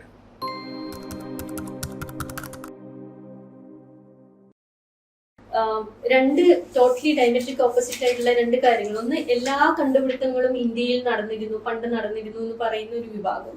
എന്നാൽ ഇന്ത്യയിൽ ഒന്നും ഉണ്ടായിരുന്നില്ല എന്നും എല്ലാം വെസ്റ്റിലാണെന്നും വിശ്വസിക്കുന്ന വേറൊരു വിഭാഗം. ഇങ്ങനെ ഇവര് തമ്മിലുള്ള ഒരു വാക്പോര് എപ്പോഴും ഇപ്പൊ കൂടുതലായി വരുന്നുണ്ട്. ഇതിൽ എവിടെയാണ് സത്യം? എന്താണ് ഇന്ത്യ ശാസ്ത്രപരമായിട്ട് വളരെ മുന്നോക്കം നിന്നിരുന്ന ഒരു രാജ്യമായിരുന്നു? അങ്ങനെ ഒരു അതായത് അതിലൊരു ചെറിയ വാസ്തവമുണ്ട്, ഒരു ചെറിയ കള്ളമുണ്ട്. ഈ വാസ്തവം എന്താണെന്ന് വെച്ചാൽ ഈ സയൻസ് എന്ന് പറയുന്ന കാര്യം എന്താണെന്നുള്ളതിൻ്റെ ഡെഫിനേഷൻ തെറ്റിപ്പോകുന്നതാണ്. മനസ്സിൽ ഉദ്ദേശിക്കുന്നത് ടെക്നോളജിയാണ്, സയൻസ് അല്ല. ഇന്ത്യയിൽ പണ്ടുണ്ടായിരുന്ന ആൾക്കാർ ഒരിക്കലും ടെക്നോളജിയുടെ വഴിയിലേക്ക് പോയിട്ടില്ല. അപ്പുറത്തുള്ള ആൾക്കാർ ഫിലോസഫിയുടെ വഴിയിലേക്കും പോയിട്ടില്ല. മനസ്സിലായോ? അപ്പോൾ നമുക്കൊരു ഉപനിഷത്ത് പോലെ ഒരു കാര്യം, ഒരു ഗീത പോലെ ഒരു കാര്യം ഉണ്ടാക്കാൻ നമുക്ക് ലബോറട്ടറി ഒന്നും ആവശ്യമില്ല, അപ്ലയൻസസും ആവശ്യമില്ല, തല മാത്രം മതി. അപ്പോൾ ഈ അറിവിൻ്റെ കാര്യത്തിൽ രണ്ട് തരം അറിവുണ്ട്. മെറ്റീരിയലായിട്ടുള്ള പ്രാക്ടിക്കൽ ആപ്ലിക്കേഷനുള്ള അറിവ്, ഐഡിയോളജിക്കലായിട്ടുള്ള പ്രാക്ടിക്കൽ ആപ്ലിക്കേഷൻ ഇല്ലാത്ത അറിവ്. ജീവിതം പ്രസക്തമല്ല അവർക്ക്. ഈ രണ്ട് ധ്രുവങ്ങളിലാണ് ഈ രണ്ട് സ്ഥലങ്ങളിൽ നിന്നിട്ടുള്ളത്. അതുകൊണ്ട് ഇവിടെ എന്തുണ്ടായിരുന്നു ഇല്ലായിരുന്നു എന്ന് പറയുമ്പോൾ അവിടെ ഉള്ളത് കൂടെ ഉണ്ടായിരുന്നില്ല, അത് ഉണ്ടായിരുന്നു. പുഷ്പക വിമാനമൊക്കെ കുട്ടി ഈ ആൾ കയറി പോയതല്ല, അത് ഇമാജിനേഷനിൽ പോയതാണ്, സംശയമില്ലാത്ത കാര്യമല്ലേ. പിന്നെ ഇതൊക്കെ നേരാണോ നുണയാണോ എന്നൊക്കെ പറഞ്ഞിട്ട് ഇപ്പോൾ മഹാഭാരതം സയൻസ് ഫിക്ഷനാണ് ശരിക്ക്. എങ്ങനെയാണ് കുന്തിക്ക് മക്കളുണ്ടായത്? എങ്ങനെയാണ് ഗാന്ധാരിക്ക് മക്കളുണ്ടായത്? 101 മണ്ണിൻ്റെ പാനിയിൽ ഒരു ഗർഭപിണ്ഡത്തെ, നിർജീവ വസ്തുവിനെ തുണ്ടം വെട്ടിയിട്ടിട്ട് വായക്കട്ടി വെച്ചിട്ട് അത് പൊട്ടിയിട്ടാണ് 101 പേരുണ്ടായത്. ഉണ്ടാവുമോ എവിടെയെങ്കിലും? 10 തലയിൽ ഒരാളുണ്ടാവുമോ? 1000 ഭാര ഇരുമ്പ് കൊണ്ട് ഒരു ശൂലം കൊണ്ട് നടക്കുന്ന ഒരാളുണ്ടാവുമോ? ലങ്കയിൽ നിന്ന് ഹിമാലയത്തിലേക്ക് ചാടുന്ന ഒരു കുരങ്ങൻ ഉണ്ടാവുമോ? ഇതൊക്കെ ഉണ്ടായി നമ്മൾ വിശ്വസിക്കണോ? ഇത് ഇമാജിനേഷനാണെന്ന് സമ്മതിക്കാൻ എന്താ ഇത്ര പ്രയാസം? എന്താ മടി? എന്തിനാ മടിക്കുന്നത്? രാമായണം, സീത എങ്ങനെയാണ് ഉണ്ടായത്? എവിടുന്നാണ് ഉണ്ടായത് സീത? ഒരാളിങ്ങനെ ഒഴുകുചാലെ ഒഴുതുകൊണ്ട് പോകുമ്പോൾ ഈ മരത്തവള കിടക്കുന്ന പോലെ ഒരു അപ്പ പ്രസവിച്ച കുട്ടി അവിടെ കിടക്കുകയാണ്. ഈ മണ്ണടർന്നപ്പോൾ അതിൻ്റെ അടിയിൽ ഉണ്ടാവുമോ? തോന്നുന്നുണ്ടോ? എങ്ങനെയുണ്ടാവുക? രാമായണവും മഹാഭാരതവും നടന്നിരുന്നു എന്നാണ്. ഒരിക്കലുമില്ല, സംശയിക്കാനേ ഇല്ല. സയൻസ് ഫിക്ഷനാണ്. സയൻസ് ഫിക്ഷൻ എന്നാണെന്ന് മാത്രമല്ല, അന്നത്തെ അധികാര ശ്രേണിയെ കളിയാക്കുന്ന പരിപാടികളായിരുന്നു, സാറ്ററിക്കലായിരുന്നു. അധികാരം എന്നുള്ള ആശയത്തിനെതിരാണ് ഈ ഭയങ്കരമായ ഈ എഴുത്തുകാരുടെ അക്രമം. അധികാരത്തിനെതിരാണ്. അധികാരം എന്നൊരു സംഗതി കോൺസെപ്റ്റേ ഇല്ല, മനുഷ്യൻ്റെ കാര്യത്തിൽ ഉണ്ടാവാൻ പാടില്ല, ടെനബിൾ അല്ല എന്നാണ്. ഇതൊക്കെ കഴിഞ്ഞിട്ട് ശ്രീരാമൻ അവസാനമാകുമ്പോൾ സരയൂ നദി പോയിട്ട് ആത്മഹത്യ ചെയ്യണം. മനസ്സിലായില്ലേ? അങ്ങനെയാണോ വേണ്ടത്? ഒരു അവതാരം ചെയ്യുന്ന പണിയാണോ അത്? ആത്മഹത്യ. സീത എന്താ ഉണ്ടായത് അവസാനമാകുമ്പോൾ? അധികാരത്തിൻ്റെ പുറത്ത് നിന്നുകൊണ്ടാണ് അവസാനമാകുമ്പോൾ സീതയെ കാണാൻ പോയിട്ട്, പരിത്യാജ്യമൊക്കെ കഴിഞ്ഞിട്ട് അവസാനം പോയിട്ട് സീതയെ കാണാൻ പോയിട്ട് എന്താ പറയണത്? നീ വാൽമീകിയുടെ കൂടെ ഇത്രയും കാലം കഴിഞ്ഞ ആളാണ്, അതിന് വീണ്ടും ഒരു അഗ്നിപ്രവേശം ചെയ്യണമെന്നാണ്. വായിച്ചിട്ടില്ലേ? അത് കേട്ടിട്ടില്ലേ? അപ്പോഴാണ് സീത 2 കൈയും തലയിൽ വെച്ചിട്ട് അമ്മേ എന്നെ കൊണ്ടുപോകണേ എന്ന് പറയുന്നത്. ഭൂമി പിളർന്ന് അടിയിലേക്ക് പോവുകയാണ്. ഉണ്ടാവുമോ എവിടെയെങ്കിലും? എന്നിട്ട് അവിടെ ചെന്നിട്ട് അയോധ്യയ്ക്ക് ചെന്നിട്ട് ആദ്യം ഇയാളുടെ ഗർവിൻ്റെ പുറത്ത്, അധികാരത്തിൻ്റെ പുറത്ത് എന്തോ ഒരു ശപഥം എടുത്തതിൻ്റെ പേരിൽ ലക്ഷ്മണനെ ഉപേക്ഷിക്കേണ്ടി വരും. ആദ്യം പോയി. അവസാനം അപ്പോൾ ഡിസില്യൂഷൻഡ് ആയിട്ട് ആൾ പുഴയിലിറങ്ങി ആത്മഹത്യ ചെയ്യുകയാണ്. ഇതുപോലെ തന്നെയാണ് ഈ ഭീഷ്മർ അവസാനമാകുമ്പോൾ ശരശയ്യെ കിടന്നിട്ട് ശ്രീകൃഷ്ണൻ കാണാൻ ചെല്ലുന്നുണ്ട്. ധർമ്മപുത്രരെയും കൂട്ടി പാണ്ഡവരെയും കൂട്ടിയിട്ട് കാണാൻ ചെല്ലുന്നുണ്ട്. അപ്പോൾ ശ്രീകൃഷ്ണൻ പറയും ഭീഷ്മരോട്, പിന്നെ അങ്ങ് യുധിഷ്ഠിരന് രാജധർമ്മം, മനസ്സിലായോ? രാജധർമ്മം എന്നാണ് ഏറ്റവും വലിയ അപകടം പിടിച്ച സാധനമാണ്. അങ്ങനൊരു ധർമ്മം ഇല്ല ശരിക്ക്, അത് ഉപദേശിക്കണമെന്നാണ് പറയുന്നത്. അപ്പോൾ ഭീഷ്മർ ചോദിക്കും, അത് കൃഷ്ണ നീ പറഞ്ഞാൽ പോരെ, നീയല്ലേ അതിന് യോഗ്യൻ. അപ്പോൾ കൃഷ്ണൻ പറയുന്നത് എന്താ അറിയോ, അല്ലല്ല അങ്ങല്ലേ ഇതിൻ്റെയൊക്കെ ഉത്തരവാദി, അങ്ങ് തന്നെ പറയണമെന്നാണ്. എന്നിട്ട് എന്തുകൊണ്ടാണോ ഈ കുരുക്ഷേത്രമൊക്കെ ആവശ്യമായത്, എന്തുകൊണ്ടാണോ ഈ വലിയ ബുദ്ധിമുട്ടൊക്കെ വന്നത്, അതിലേക്ക് നയിച്ച എല്ലാ ധർമ്മവും അതേപടി ധർമ്മപുത്രർക്ക് ഉപദേശിക്കുക. അപ്പോൾ വ്യാസൻ്റെ ഒരു ശ്ലോകമുണ്ട്, അപ്പുറത്ത് കൃഷ്ണൻ ചിരിച്ചുകൊണ്ട് നിന്നു എന്നാണ്. ആ ചിരിച്ചുകൊണ്ട് തന്നെയാണ് ഈ ഗീതയൊക്കെ ഉപദേശിക്കുന്നത്. പ്രഹസൻ ഇവ എന്നാണ്, പരിഹസിച്ചിരിക്കുകയാണോ എന്ന് തോന്നത്തക്ക രൂപത്തിലാണ് അദ്ദേഹം ഇത് ഉപദേശിക്കുന്നത്.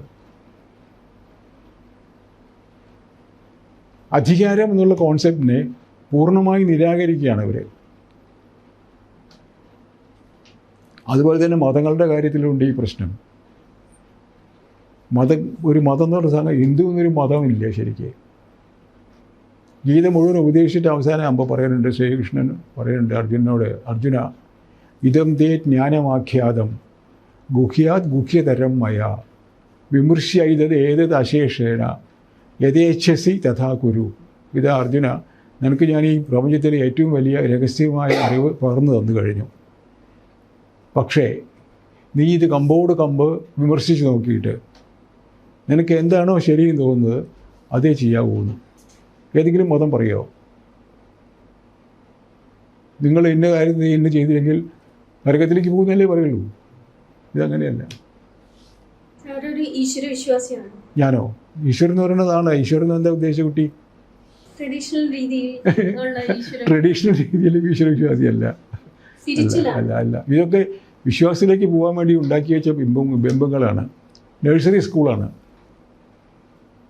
ഭക്തി എന്നുള്ളത് ഒരു നഴ്സറി സ്കൂൾ വികാരമാണ്. അതിൽ തന്നെ പോയി നിന്നിട്ട് നിലവിളിച്ചിട്ട് കാര്യമൊന്നുമില്ല. അവിടുന്ന് കരകയറി പോകണം. You have to go to the higher grades.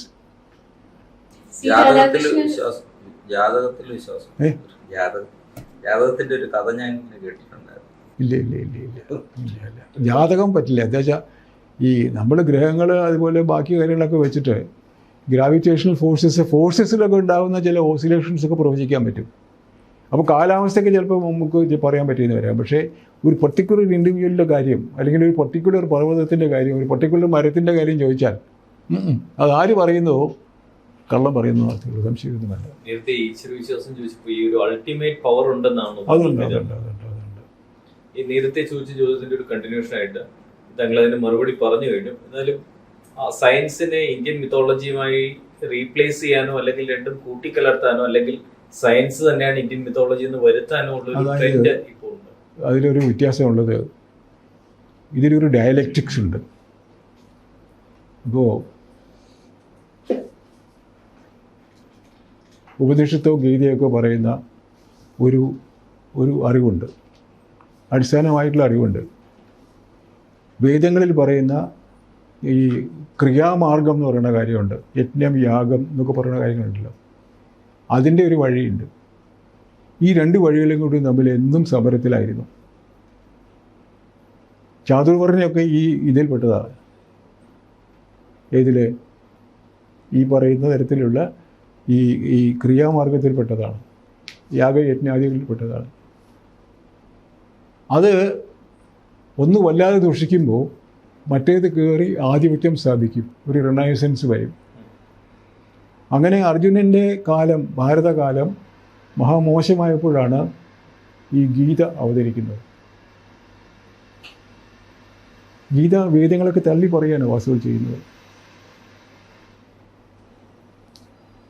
യാവാൻ അർത്ഥ ഉദവാനേ സർവത സംപ്ലുതോദകേ താവാൻ സർവേഷു വേദേഷു ബ്രാഹ്മണസ്യ വിജാനത എന്നാണ്.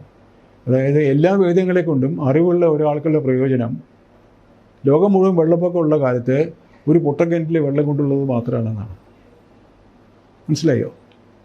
ഒരു പൊട്ടക്കിണറ്റിലെ വെള്ളം കൊണ്ട് ആർക്കെന്ത് പ്രയോജനമുണ്ടോ, ഭൂമി മുഴുവൻ വെള്ളപ്പൊക്കമുള്ള കാലത്ത് അത്രയും പ്രയോജനമേ ഉള്ളൂ എല്ലാ വേദങ്ങളെ കൊണ്ടും എന്നാണ്. പിന്നെ സമത്വ സിദ്ധാന്തമുണ്ട്. അതിലേറെ നേരമ്പോക്കുള്ളൊരു കാര്യമാണത്. വിദ്യാവിനയ സമ്പന്നേ ബ്രാഹ്മണേ ഗവി ഹസ്തിനി ശുനകൈജ ശോഭാകേജ പണ്ഡിത സമദർശിന.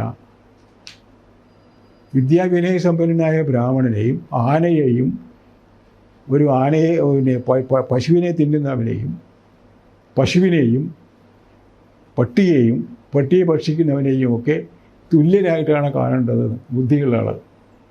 ബ്രാഹ്മണനാണ് അതിലിരിക്കുന്നത്. അതാണ് ഈ എഴുത്തച്ഛൻ ഋതുവാർന്ന പെണ്ണിനും ഇരപ്പനും ദാഹകനും പതിതനും അഗ്നിയജനം ചെയ്ത ഭൂസുരനും എന്ന് പറയേണ്ട കാര്യം അധികാരമില്ലാണ്ട് പറയണതല്ല. അപ്പോൾ ഈ ഒരു ആ കോൺഫ്ലിക്റ്റ് കഴിഞ്ഞിട്ട് കുറച്ച് കഴിഞ്ഞപ്പോൾ കുറച്ച് ശമനം ഉണ്ടായിട്ടുണ്ടാവും. വീണ്ടും വന്നു എന്ത് ഈ പറയുന്ന ഒരുപാട് ജാതി മതങ്ങളും വ്യവസ്ഥിതികളും അനാചാരങ്ങളൊക്കെ വന്നപ്പോഴാണ് വീണ്ടും എന്ത് വന്നത്, ഭക്തി പ്രസ്ഥാനം വന്നത്. ഭക്തി പ്രസ്ഥാനം ശരിക്കും പറഞ്ഞാൽ അധകൃതരുടെ പ്രസ്ഥാനമായിരുന്നു. ഈ സൂക്ഷ്മമായി പറഞ്ഞാൽ ഈ വേദവ്യാസൻ കർത്തവനാണ്, ശ്രീകൃഷ്ണനും കർത്തവനാണ്, രണ്ടുപേരും കർത്തവനാണ്. അതെ അതെ. അത് കഴിഞ്ഞിട്ട് പിന്നെയും അതിപ്പോൾ തന്നെ വന്നു. അപ്പോഴാണ് കുറേ കാലം കഴിഞ്ഞപ്പോൾ വീണ്ടും വിവേകാനന്ദനും ബാക്കിയുള്ളവരൊക്കെ വരുന്നത്. ഈ റിണൈസൻ്റെ കാലം, അത് എഴുത്തച്ഛൻ്റെ കാലം തൊട്ട് ഇവിടെ ഈ ഭക്തി പ്രസ്ഥാനത്തിൻ്റെ കൂടെ റിണൈസൻസ് വന്നതാണ്. ആ റിണൈസൻസിൻ്റെ ഫലം ഇല്ലാണ്ടാക്കാനാണ് ശരിക്കും പറഞ്ഞാൽ ഇപ്പോൾ ഈ പറയുന്ന RSS വന്നിരിക്കുന്നത്. ഡയലക്റ്റിക്സാണ് ശരിക്കും. ഇപ്പോൾ ഈ ഡയലക്റ്റിക്സ് ഒരു ആഗോളാടിസ്ഥാനത്തിൽ ബിറ്റ്വീൻ ടെക്നോളജി ആൻഡ് നോളജ് അവിടേക്ക് പോവുകയാണ്. റിനൈസൻസിന്റെ ഇഫക്റ്റിനെ RSS നള്ളിഫൈ ചെയ്യാണ്. റിനൈസൻസിന്റെ ഒരു ഇഫക്റ്റിനെ RSS നള്ളിഫൈ ചെയ്യുകയാണോ ചെയ്യുന്നത്? തീർച്ചയായിട്ടും. സംശയം വല്ലതും ഉണ്ടോ? മറ്റൊരു റിനൈസൻസിന് അതിന് പകരം വരുമോ? ഇതിന് താങ്കൾ ഈ പറഞ്ഞനുസരിച്ചാണെങ്കിൽ ഇതൊരു സർക്കുലർ മോഷൻ ആണല്ലോ. ഇത് കഴിഞ്ഞ് വീണ്ടും ഒരു റിനൈസൻസ് അതിപ്പോൾ ആഗോളാടിസ്ഥാനത്തിൽ വരുമ്പോൾ അതൊക്കെ മങ്ങിപ്പോവും.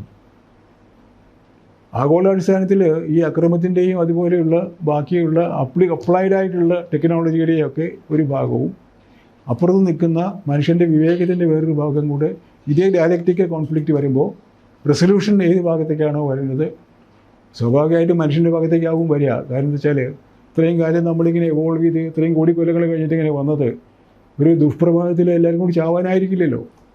It can't B. അദ്വൈതം അത് കഴിഞ്ഞ് സയൻസ് ഇതിലൊരു കോൺഫ്ലിക്റ്റ് കാണുന്നുണ്ട്.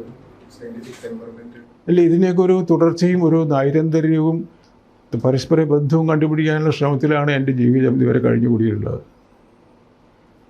പോകെ പോകെ ഇതൊന്നും തമ്മിലൊരു കോൺഫ്ലിക്റ്റ് ഉണ്ടെന്ന് എനിക്ക് തോന്നിയിട്ടില്ല. ഉപനിഷത്ത് പ്രത്യേകിച്ചും ഒരു ആധുനിക കാലത്തെ ഒരു കോൺസെപ്റ്റുമായിട്ടും കോൺഫ്ലിക്റ്റ് ചെയ്യുന്നില്ല. മാത്രമല്ല അഗ്രിമെൻറ്റിലുമാണ്. ഈശാവാസ്യം എന്നൊരു ഉപനിഷത്ത് എടുത്താൽ പിന്നെ മാർക്സിസം വേണ്ട. ഈശാവാസ്യം ഇതം സർവം യത് കിഞ്ച ജഗത്യാം ജഗത് തേന തെക്തേന ഭുഞ്ജീത മാ ഗൃഹ കസ്യസി ധനം. Everywhere it's God. All are the same. So there is no difference between one and the other. അതുകൊണ്ട് എന്ത് വേണം? Don't swallow everything that you get all by yourself. Give it to others. Eat only after giving it to somebody. And don't go on hoarding. The basic question is, whose is this property, capital? It is not your capital, you know. You have not invested it and you have not put anything to make it grow. It's naturally available, all resources in the world. So you should not try to amass it for yourself. Try to give it away before you consume it. And treat everybody as equal. Alpa Mena. Justice equal to you. Not above, not below. So what is the use of Marxism? There is no use except for the methodology, which was entirely wrong.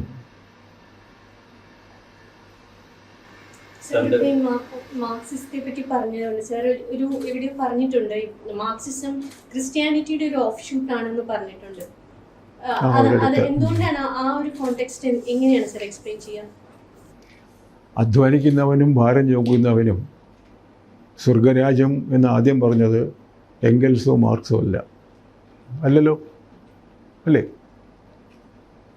പിന്നെ ദൈവത്തിൻ്റെ മുമ്പിൽ ഏറ്റവും അധികം സ്ഥാനമുള്ള ആൾ Christianity അനുസരിച്ച് ഭക്തനല്ല, പുരോഹിതനല്ല.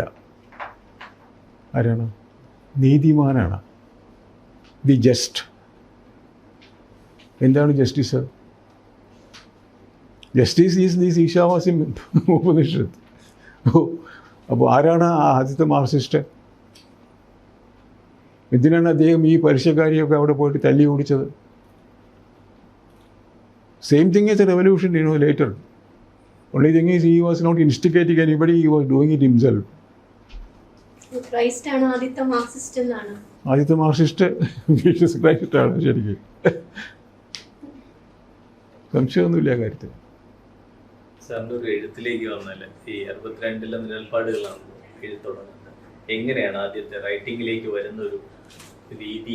ഈ റൈറ്റിങ്ങിലേക്ക് വന്നതെന്ന് പറഞ്ഞാൽ, ഞാൻ ഈ കോഴിക്കോട്ട് പഠിക്കുന്ന കാലത്ത് എനിക്ക് ഇത്തിരി കാശിന് ആവശ്യമുണ്ടായിരുന്നു.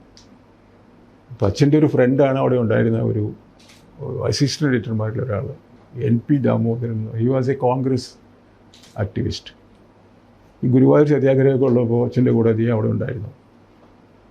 അച്ഛൻ്റെ കൂടെ പഠിച്ച ഒരാളാണ്. അപ്പോൾ അച്ഛൻ എന്നെ അങ്ങേരുടെ അടുക്ക കൊണ്ടുപോയി ആക്കി. അപ്പോൾ അദ്ദേഹം എന്നോട് ഈ ഏതെങ്കിലുമൊക്കെ ഈ ഫോറിൻ മാഗസിൻസൊക്കെ അവിടെ കിട്ടും, അതിനൊക്കെ ചെറിയ ബിറ്റ്സ് ഉണ്ടാക്കി എടുത്തിട്ട് ട്രാൻസ്ലേറ്റ് ചെയ്യാൻ പറയും. ഈ വിൽ പ്രിൻ്റ് ഇറ്റ്. പേപ്പറിൽ ഞായറാഴ്ചയൊക്കെ പ്രിൻ്റ് ചെയ്യും. ചെറിയ ഈ കോളം ഫില്ല് ചെയ്യാനുള്ള സാധനമൊക്കെ ആയിട്ട് പ്രിൻ്റ് ചെയ്യും. അന്ന് ഈ കമ്പ്യൂട്ടറൊന്നും ഇല്ലല്ലോ. അപ്പോൾ പല വലുപ്പത്തിലുള്ള കഷ്ണങ്ങൾ വേണം. അപ്പോൾ എഡിറ്റർമാർക്ക് എന്തെങ്കിലും പ്രശ്നം ഉണ്ടാകുമ്പോൾ ഒരു തുണ്ടെടുത്ത് അത് ഫില്ല് ചെയ്യും. അതിനുവേണ്ടി വയ്ക്കുന്നതാണ്. അപ്പോൾ അങ്ങനെ ഫില്ല് ചെയ്യുമ്പോൾ ഒരു മാസം കഴിയുമ്പോൾ 10-15 ഉറുപ്പിക എനിക്ക് കിട്ടും. അന്ന് 15 ഉറുപ്പിക എന്ന് പറഞ്ഞാൽ ഭയങ്കര കാശാണ്. അപ്പോൾ അങ്ങനെ ഞാനിത് ട്രാൻസ്ലേറ്റ് ചെയ്തപ്പോൾ പിന്നെ ഞാൻ പഠിക്കുന്നത് സയൻസ് ആയതുകൊണ്ട് അദ്ദേഹം ഈ സയൻസ് ബിറ്റ്സായി എനിക്ക് കൂടുതൽ തരാൻ തുടങ്ങി. അപ്പോൾ അങ്ങനെ ആ സയൻസിലൊരു ഈ മലയാളം സയൻസിൽ എഴുതുന്ന ഒരു പ്രശ്നം കൂടി അന്ന് ശീലിച്ചു പോന്നു. കുറച്ച് കഴിഞ്ഞപ്പോൾ ഒരു ദിവസം 1957 സ്പുട്നിക് വിട്ടു റഷ്യ. അപ്പോൾ അന്ന് ഇത് മേലോട്ട് പോയി ഈ വാർത്ത വന്നപ്പോൾ ഞാനന്ന് ഡെസ്കിലുണ്ട്, ഞാനവിടെ ഇരിക്കുകയായിരുന്നു. അപ്പോൾ അവർക്ക് ആർക്കും ഇത് അറിഞ്ഞുകൂടാ, എന്താ സംഭവം എന്നറിയില്ല, എന്താണ് റോക്കറ്റ് എന്നറിയില്ല, എന്താണ് എസ്കേപ്പ് വെലോസിറ്റി എന്നറിയില്ല, എങ്ങനെയാണ് അതിൻ്റെ ബാലൻസിങ് എന്നറിയില്ല, എങ്ങനെയാണ് സ്റ്റേജ് റോക്കറ്റ് എന്നറിയില്ല. അപ്പോൾ ഇങ്ങനെ അവിടെ ഇരിപ്പുണ്ട്. അങ്ങനെ പറഞ്ഞു, നീ അതൊക്കെ ഒന്ന് മലയാളത്തിലാക്കിത്താ. ഏത് ഈ ടെലിക്രൂറിൻ്റെ ടേക്സ് മുഴുവനും മലയാളത്തിന് വാക്കുണ്ടോ? അവിടെ കുത്തിയിരുന്ന് കുറേ വാക്ക് ഞാൻ ഉണ്ടാക്കി, കുറേ വാക്ക് ഇംഗ്ലീഷിൽ ഉപയോഗിച്ചു. അങ്ങനെ സ്റ്റോറി കംപ്ലീറ്റ് ചെയ്തിട്ട് ലൈബ്രറി പോയി നോക്കി ആരാണ് ഈ റോക്കറ്റ് ആദ്യം ഉപയോഗിച്ചപ്പോൾ ടിപ്പു സുൽത്താനാണ്. അദ്ദേഹം അവിടെ മൈസൂർ വാറിലത് ഉപയോഗിച്ചിട്ടുണ്ട്. കണ്ടുപിടിച്ചത് ആരാണ് ആദ്യം? അപ്പോൾ അങ്ങനെ ആളെ കണ്ടുപിടിച്ചു. അങ്ങനെ ഹിസ്റ്ററി എഴുതി, ന്യൂസ് എഴുതി, ഇതൊക്കെ എഴുതി 2-3 സ്റ്റോറി ആക്കി. ഞാനിത് ഒരു 10 മണിയാകുമ്പോഴേക്കും ഏതാണ്ടൊക്കെ ഒരു പാകത്തിലാക്കി കൊടുത്തു. അപ്പോൾ പിന്നെ ഞാൻ അവിടെ സ്ഥിരക്കാരനായി ഡെസ്കിൽ. വൈകുന്നേരം ആകുമ്പോൾ ഇതിൻ്റെ ഫോളോ അപ്പ് വേണമല്ലോ. അങ്ങനെയാണ് ഈ ബഗ് എന്നെ പിടികൂടുന്നത്. പത്രപ്രവർത്തനം എന്നുള്ള ഒരു മൂട്ട നമ്മളെ കടിക്കുന്നത് അങ്ങനെയാണ്.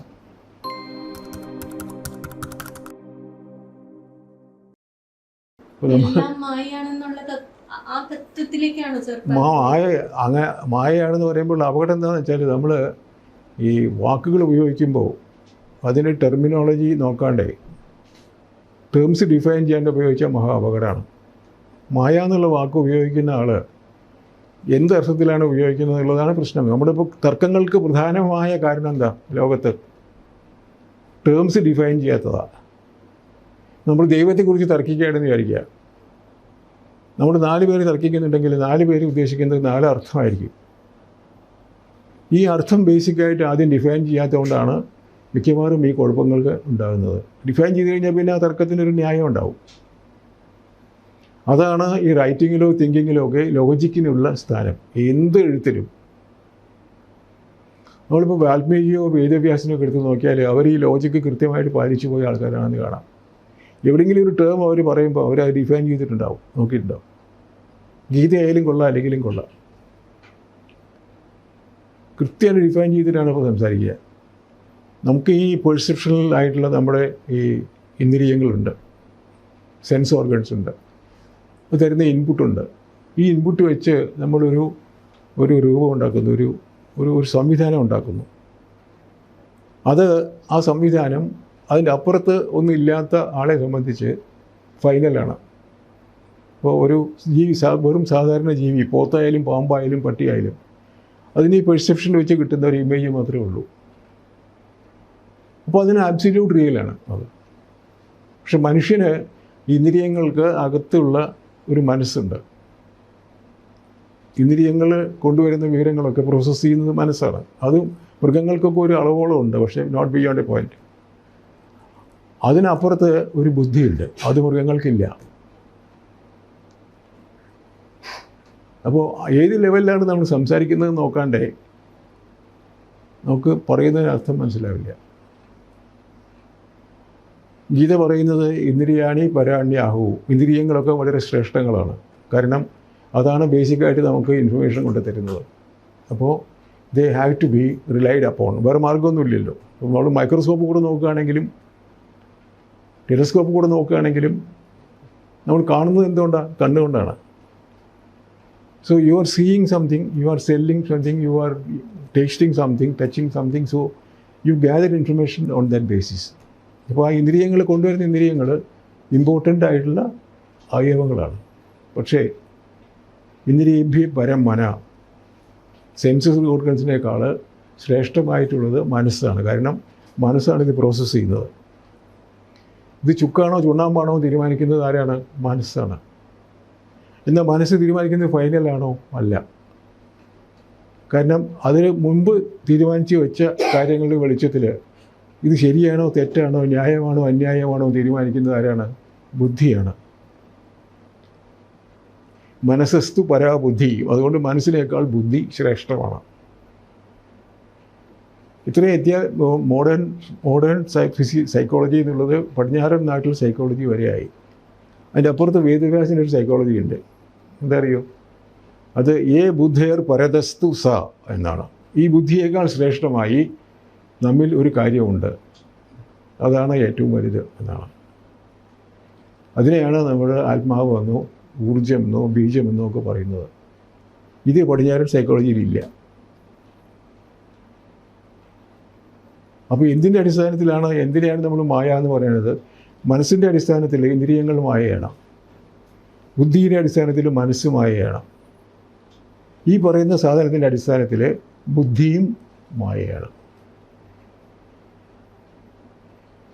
വ്യവച്ഛേദം കൊണ്ട് സത്യം തിരിച്ചറിയാനാവില്ല. കാരണം വ്യവച്ഛേദം എന്ന് പറഞ്ഞാൽ രണ്ടായില്ലേ. രണ്ടാകുമ്പോൾ ഒന്നിനെ കാണാൻ പറ്റില്ല. ഇത്തിരി ഒരു ബുദ്ധിമുട്ടുണ്ട്. അപ്പോൾ അതുകൊണ്ട് നമ്മൾ ഏത് പ്ലാറ്റ്ഫോമിലാണ് നിൽക്കണം നോക്കിയിട്ട് വേണം വണ്ടി എവിടെയോ വരണമെന്ന് തീരുമാനിക്കാൻ.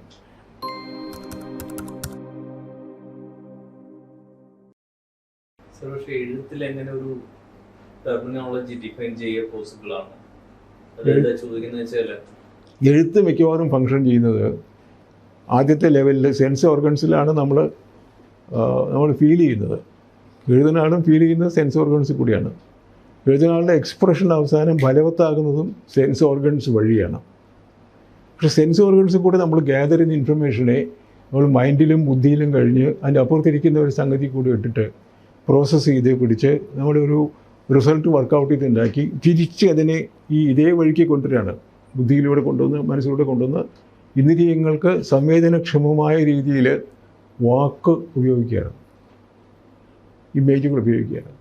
എഴുത്തിൽ പക്ഷെ ഒരു ഇമാജിനേഷൻ്റെ ലെവൽ കൂടെ ഇല്ലേ? അതിൻ്റെ ചോദ്യം എന്താ വെച്ചാൽ വളരെ ഫിക്സ്ഡായി വളരെ നിയതമായി വച്ചിരിക്കുന്ന ഒരു റിസൾട്ട് അല്ലാതെ എഴുത്തിൽ ഫോർ എക്സാമ്പിൾ ഈ ഒന്നും ഇമിടി വലിയ ഒന്നാകുന്നത് പോലെ എഴുത്തിൽ പലതരം തലങ്ങളുണ്ട്. സാറിന് അതിനെ അറിയാം. അതുകൊണ്ട് തന്നെ സാർ നേരത്തെ പറഞ്ഞ മായ എന്താണ് എന്ന് ഡിഫൈൻ ചെയ്തുകൊണ്ടുള്ള ഒരു എഴുത്ത് അത് അല്ല, മായ അത്ര മോശമൊന്നുമല്ല. കാരണം നമുക്ക് ഈ ലോകത്ത് ജീവിച്ചിരിക്കാനുള്ള ആകെ സാധനം മായ മാത്രമാണ്. മൈനസ് മായ there is no life. If you want life, you must have Maya and enjoy Maya and be within Maya and always be playing with Maya. ഞാൻ എന്നുള്ള എൻ്റെ പേര് ശ്രീ രാധാകൃഷ്ണൻ എന്നാണ്, മായയാണ്. അങ്ങനൊരു പേരില്ല. എനിക്ക് വൈഫുണ്ട്, ഒരു മോനുണ്ട്, അവന് കുട്ടികളുണ്ട്, എല്ലാം മായയാണ്. പിന്നെ എന്തിനാണ് ഞാൻ ജീവിച്ചിരിക്കുന്നത്? അതെ, മായയാണ്. അപ്പോൾ അങ്ങനെയല്ല, ഇത് റിയാലിറ്റിക്ക് പല ലെവൽസ് ഉണ്ട്. നമ്മൾ ആ ലെവൽസിൽ നിന്നിട്ട് വേണം ഫങ്ഷൻ ചെയ്യാൻ. നമ്മൾ ഇമാജിനേഷൻ എന്ന് പറയുന്നത് എന്താണ്? ഇമാജിനേഷൻ എന്ന് പറയുന്നത് നമ്മൾ ബുദ്ധിയുടെ തലത്തിലല്ല, മനസ്സിൻ്റെ തലത്തിലുമല്ല. മനസ്സിന് ഇമാജിനേഷൻ ഇല്ല. മനസ്സിന് ബുദ്ധിയെ ഡിപ്പെൻഡ് ചെയ്യുക ചെയ്യുന്നത് ഇൻഫർമേഷന് വേണ്ടിയിട്ട്, ഈ പറയുന്ന ഇമാജിനേഷന് വേണ്ടിയിട്ട്. കൃത്യമായിട്ട് എന്നാൽ ഈ ബുദ്ധിയുടെ തലത്തിലാണോ ഇമാജിനേഷൻ ചോദിച്ചാൽ അതും അല്ല. ശ്രീനിവാസ രാമാനുജൻ എഴുതി വെച്ചിട്ടുണ്ട്, അദ്ദേഹം എന്തെങ്കിലും ചില കണക്കുകൾ സോൾവ് ചെയ്യാൻ പറ്റാതെ വരുമ്പോൾ അത് മനസ്സിൽ വെച്ചിട്ട് ഉറങ്ങാൻ പോകും. നെക്സ്റ്റ് മോർണിംഗ് ഈ ഗെറ്റ്സ് എൻ ആൻസർ. എവിടുന്നാണ് വന്നതെന്ന് ചോദിച്ചാൽ അദ്ദേഹം പറയുന്നത് എനിക്കറിയില്ല, എൻ്റെ ബുദ്ധിയിൽ നിന്ന് പോലും അല്ല. കാരണം അങ്ങനെയാണെങ്കിൽ I could have done it earlier. If it was a straight path from here to there I could have gone there. പറ്റിയില്ലല്ലോ. ഈ പാവം ഞാൻ പോലെ എന്താ ചെയ്യുക? എനിക്കൊരു എന്തെങ്കിലും ഒരു കോൺസെപ്റ്റിൻ്റെ മുകളിൽ എന്തെങ്കിലും പ്രശ്നം വരിക, അല്ലെങ്കിൽ ഒരു തീമിൻ്റെ ഫർദർ ഡീറ്റെയിൽസ് വർക്കൗട്ട് ചെയ്യുന്ന എന്തെങ്കിലും പ്രശ്നം വരിക ചെയ്യുമ്പോൾ I go to bed with it. പിറ്റേന്നാളത് കിട്ടിയിരിക്കും. പക്ഷെ അതല്ലേ ഹ്യൂമൻ ഡിറ്റർമിനേഷൻ എന്ന് പറയുന്നത്. ഏതാ ഹ്യൂമൻ ഡിറ്റർമിനേഷൻ? ഇതിൻ്റെ ജനറ്റിക് നോളജ് പാസ് ഡൗൺ ചെയ്യുന്ന ഒരു സംഭവമല്ലേ ഹ്യൂമൻ ഡിറ്റർമിനേഷൻ അല്ലേ? അത് എവിടുന്നാണ് വരുന്നത് ഈ സൊല്യൂഷൻ?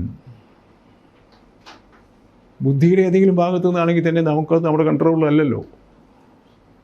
അതെനിക്ക് തോന്നുന്നു അതിന് കൂടുതലായിട്ട് ഇപ്പോൾ രാജേഷ് ചോദിച്ചത് ഈ യുങ്ങിന്റെ ഒരു തിയറി ഉണ്ടല്ലോ, കളക്റ്റീവ് അൺകോൺഷ്യസ്നസ് എന്ന് പറഞ്ഞത്. നിങ്ങൾക്ക് തന്നെ അറിയില്ലാതെ ഇതിനു മുന്നേയുള്ള എല്ലാ സ്പീഷീസിന്റെയും അബോധതലത്തില് ഒരു ചെറിയ കണിക നിങ്ങളുടെ ബുദ്ധിയിലുമുണ്ട് എന്നതിലാണല്ലോ ഇതുവരെ. മുൻപേയുള്ളത് മാത്രമല്ല, എവല്യൂഷൻ എന്ന് പറയുമ്പോൾ ഇതുവരെ ഇല്ലാത്ത ഇൻപുട്ട് കൂടി നമുക്ക് കിട്ടുന്നുണ്ട്. വഴിയെ നടന്ന മനുഷ്യന് ഒരു കമ്പെടുത്തിട്ട് ഒരു തോട്ടിയായിട്ട് ഉപയോഗിക്കാം എന്ന ഐഡിയ ഉണ്ടല്ലോ. ഒരു ഫേമസ് പരീക്ഷണം ഉണ്ടല്ലോ, അതായത് ഒരു കുരങ്ങിനെ പിടിച്ചിട്ട് കൂട്ടിലിട്ടു, എന്നിട്ട് അതിന് ഈ അഴി കൂടെ കൈ എത്തിച്ചാൽ എത്താത്ത അകലത്ത് കൊണ്ടിട്ട് ഒരു പഴക്കൊല കെട്ടി തൂക്കി. എന്നിട്ട് ഇതിനെ പട്ടിക്കിട്ടു.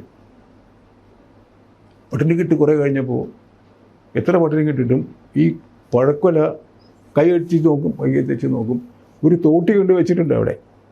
എവിടെ? ഈ കൂടെ ചാരി വെച്ചിട്ടുണ്ട്. കുരങ്ങിനെ എടുക്കാൻ കിട്ടും. പക്ഷേ ഈ തോട്ടി എടുത്തിട്ട് ഇതിനെ വലിച്ച് അടുപ്പിച്ച് തിന്നാം എന്നൊരു കോൺസെപ്റ്റ് ഉണ്ടല്ലോ, അതതിന് കിട്ടുന്നില്ല. They tried several times, they couldn't. ഒരാൾ പോയിട്ട് ആ തോട്ടി എടുത്തിട്ട് അപ്പുറത്ത് മാറി ഒന്ന് പഴം വലിച്ച് കൊല വലിച്ച് ഒരു പഴം എടുത്ത് തിന്നിട്ട് തോട്ടി അവിടെ തിരിച്ചു പോന്നു. He did it. കൊലയും ചെയ്തു.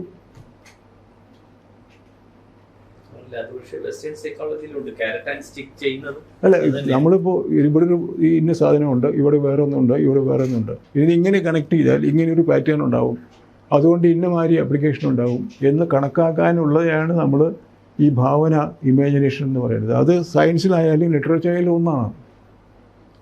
ഇന്ന കഥാപാത്രങ്ങളുണ്ട്, ഇന്ന ഭൂമികയുണ്ട്, ഇന്ന സിറ്റുവേഷൻസ് ഉണ്ട്, അപ്പോൾ ഇന്ന കഥയുണ്ട്, ഇന്ന പരിണിതികളുണ്ട്, ഇന്ന ഡ്രാമയുണ്ട്. Same thing, same monkey and the stick and the plantain. ഈ ഭാവനയാണോ ഈ പ്രപഞ്ചോൽപത്തിയെ കുറിച്ചുള്ള തിയറിയിലും താങ്കളെ സഹായിച്ചിട്ടുണ്ടാവുക? തീർച്ചയായിട്ടും. എങ്ങനെയാണ് ഈ തിയറിയിലേക്ക് എത്തിയത് എന്ന് പറഞ്ഞാൽ ഇത് എഴുതി ഇതിൻ്റെ അവസാനത്തെ വിശകലനത്തിൽ ഫൈനൽ കോൺഫിഗറേഷൻ എവോൾവ് ചെയ്യുന്നത് ഞാനല്ല, അറ്റ്ലീസ്റ്റ് കോൺഷ്യസ് മീ അല്ല എന്നർത്ഥം. Means it has always been there എന്നുള്ളതാണോ? അതോ either it came now or it was already there. മുൻപില്ലാത്തത് ഉണ്ടായി എന്ന് പറയാൻ എനിക്ക് ധൈര്യമില്ല, കാര്യം എനിക്കറിയില്ല, അങ്ങനെ സംഭവിക്കാൻ വയ്യല്ലോ. സർ, അതൊന്ന് എക്സ്പ്ലെയിൻ ചെയ്യാം. അത് മാറ്റർ അല്ലാതെ ഒന്നുമില്ല എന്ന തിയറിയിൽ നിന്ന് മാറിയിട്ട് അങ്ങനെയാണല്ലോ സാർ തന്നെ കണ്ടുപിടിക്കുന്നത്. കാരണം ഈ പ്രപഞ്ചത്തിന്റെ ഏതാണ്ട് 96% ശൂന്യമായിരുന്നു എന്ന ഒരു കൺസെപ്റ്റിൽ നിന്ന് മാറിയിട്ടാണ് ഐൻസ്റ്റീൻ തിയറി ഒക്കെ വരുന്നത്. അത് കഴിഞ്ഞിട്ടാണ് താങ്കളുടെ പ്രപഞ്ചോൽപത്തി തിയറി വരുന്നത്. അപ്പോൾ മാറ്റർ അല്ലാത്ത ഒന്നും മാറ്റർ അല്ല എന്നൊരു അവസ്ഥയുണ്ടായിരുന്നു.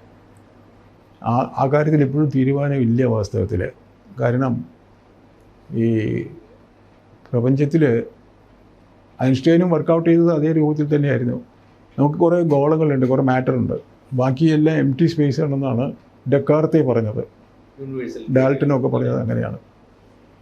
അപ്പോൾ അത് അഡ്ജസ്റ്റ് ചെയ്തിട്ട് ബാക്കി കാര്യങ്ങൾ ശരിയാക്കാൻ വേണ്ടിയിട്ട് അദ്ദേഹം എന്ത് ചെയ്തു വെച്ചാൽ റിലേറ്റീവ് മോഷൻ ഉണ്ടാക്കി, അതിൻ്റെ ഇക്വേഷൻസ് വർക്കൗട്ട് ചെയ്ത് റിലേറ്റിവിറ്റി ഉണ്ടാക്കി. അപ്പോഴും പ്രപഞ്ചത്തിൽ ബാക്കി മാറ്റർ എം ടി ആയിട്ട് കിടന്നു. പക്ഷെ അവിടെ ചെന്നപ്പോൾ ഈ വിഷമം വന്നത് എന്താ വെച്ചാൽ, അങ്ങനെയാണെങ്കിൽ എന്തുകൊണ്ടാണ് ഈ പ്രകാശരശ്മി ഒരു മാറ്ററിൻ്റെ അടുത്ത് കൂടെ കടന്നു പോകുമ്പോൾ വളയുന്നത്. ഇപ്പോൾ നമ്മളൊരു സ്റ്റാറിനെ ഒബ്സർവ് ചെയ്യുന്നു. മീഡിയത്തിന്റെ സ്വാധീനം കൊണ്ടായിക്കൂടെ? മീഡിയം അല്ല, മീഡിയത്തിൻ്റെ അല്ലത്, ഗ്രാവിറ്റേഷൻ്റെയാണ്. അതായത് ഈ ഗ്രാവിറ്റേഷൻ എന്ന് പറയുന്നത് ചുറ്റുമുള്ള സ്പേസിനെ ബാധിക്കുന്ന ഒരു ഫോഴ്സാണെന്ന് പറയേണ്ടി വന്നു അദ്ദേഹത്തിന്. ജനറൽ തിയറി ഓഫ് റിലേറ്റിവിറ്റി വന്നപ്പോൾ, അങ്ങനെ വന്നപ്പോൾ സ്പേസ് എം ടി ആവാൻ പറ്റില്ലല്ലോ. മനസ്സിലായില്ലേ? ഒന്നിന് ഒരു ഇൻഫ്ലുവൻസ് ചെലുത്താൻ കഴിയുന്ന ഒരു സ്ഥലമാണെങ്കിൽ, ഒരു സംഗതിയാണെങ്കിൽ അത് എം ടി ആവില്ല.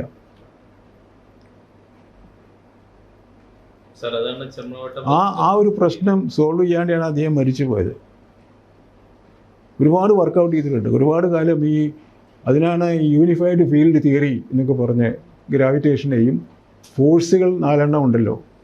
ഗ്രാവിറ്റേഷണൽ ഫോഴ്സ് ഉണ്ട്, ഇലക്ട്രിക് ഫോഴ്സ് ഉണ്ട്, മാഗ്നറ്റിക് ഫോഴ്സ് ഉണ്ട്, ന്യൂക്ലിയർ ഫോഴ്സ് ഉണ്ട്. ഈ 4 ഫോഴ്സ് ഒന്നാണ്, ഒരേ ഫോഴ്സാണെന്ന് കാണിക്കാൻ വേണ്ടി അദ്ദേഹം ഒരുപാട് ബുദ്ധിമുട്ടിയിട്ട് യൂണിഫൈഡ് ഫീൽഡ് തിയറി എന്ന് പറഞ്ഞിട്ടൊരു സാധനം വർക്കൗട്ട് ചെയ്ത് അവസാനം വരെ വർക്കൗട്ട് ചെയ്തു. Didn't come through.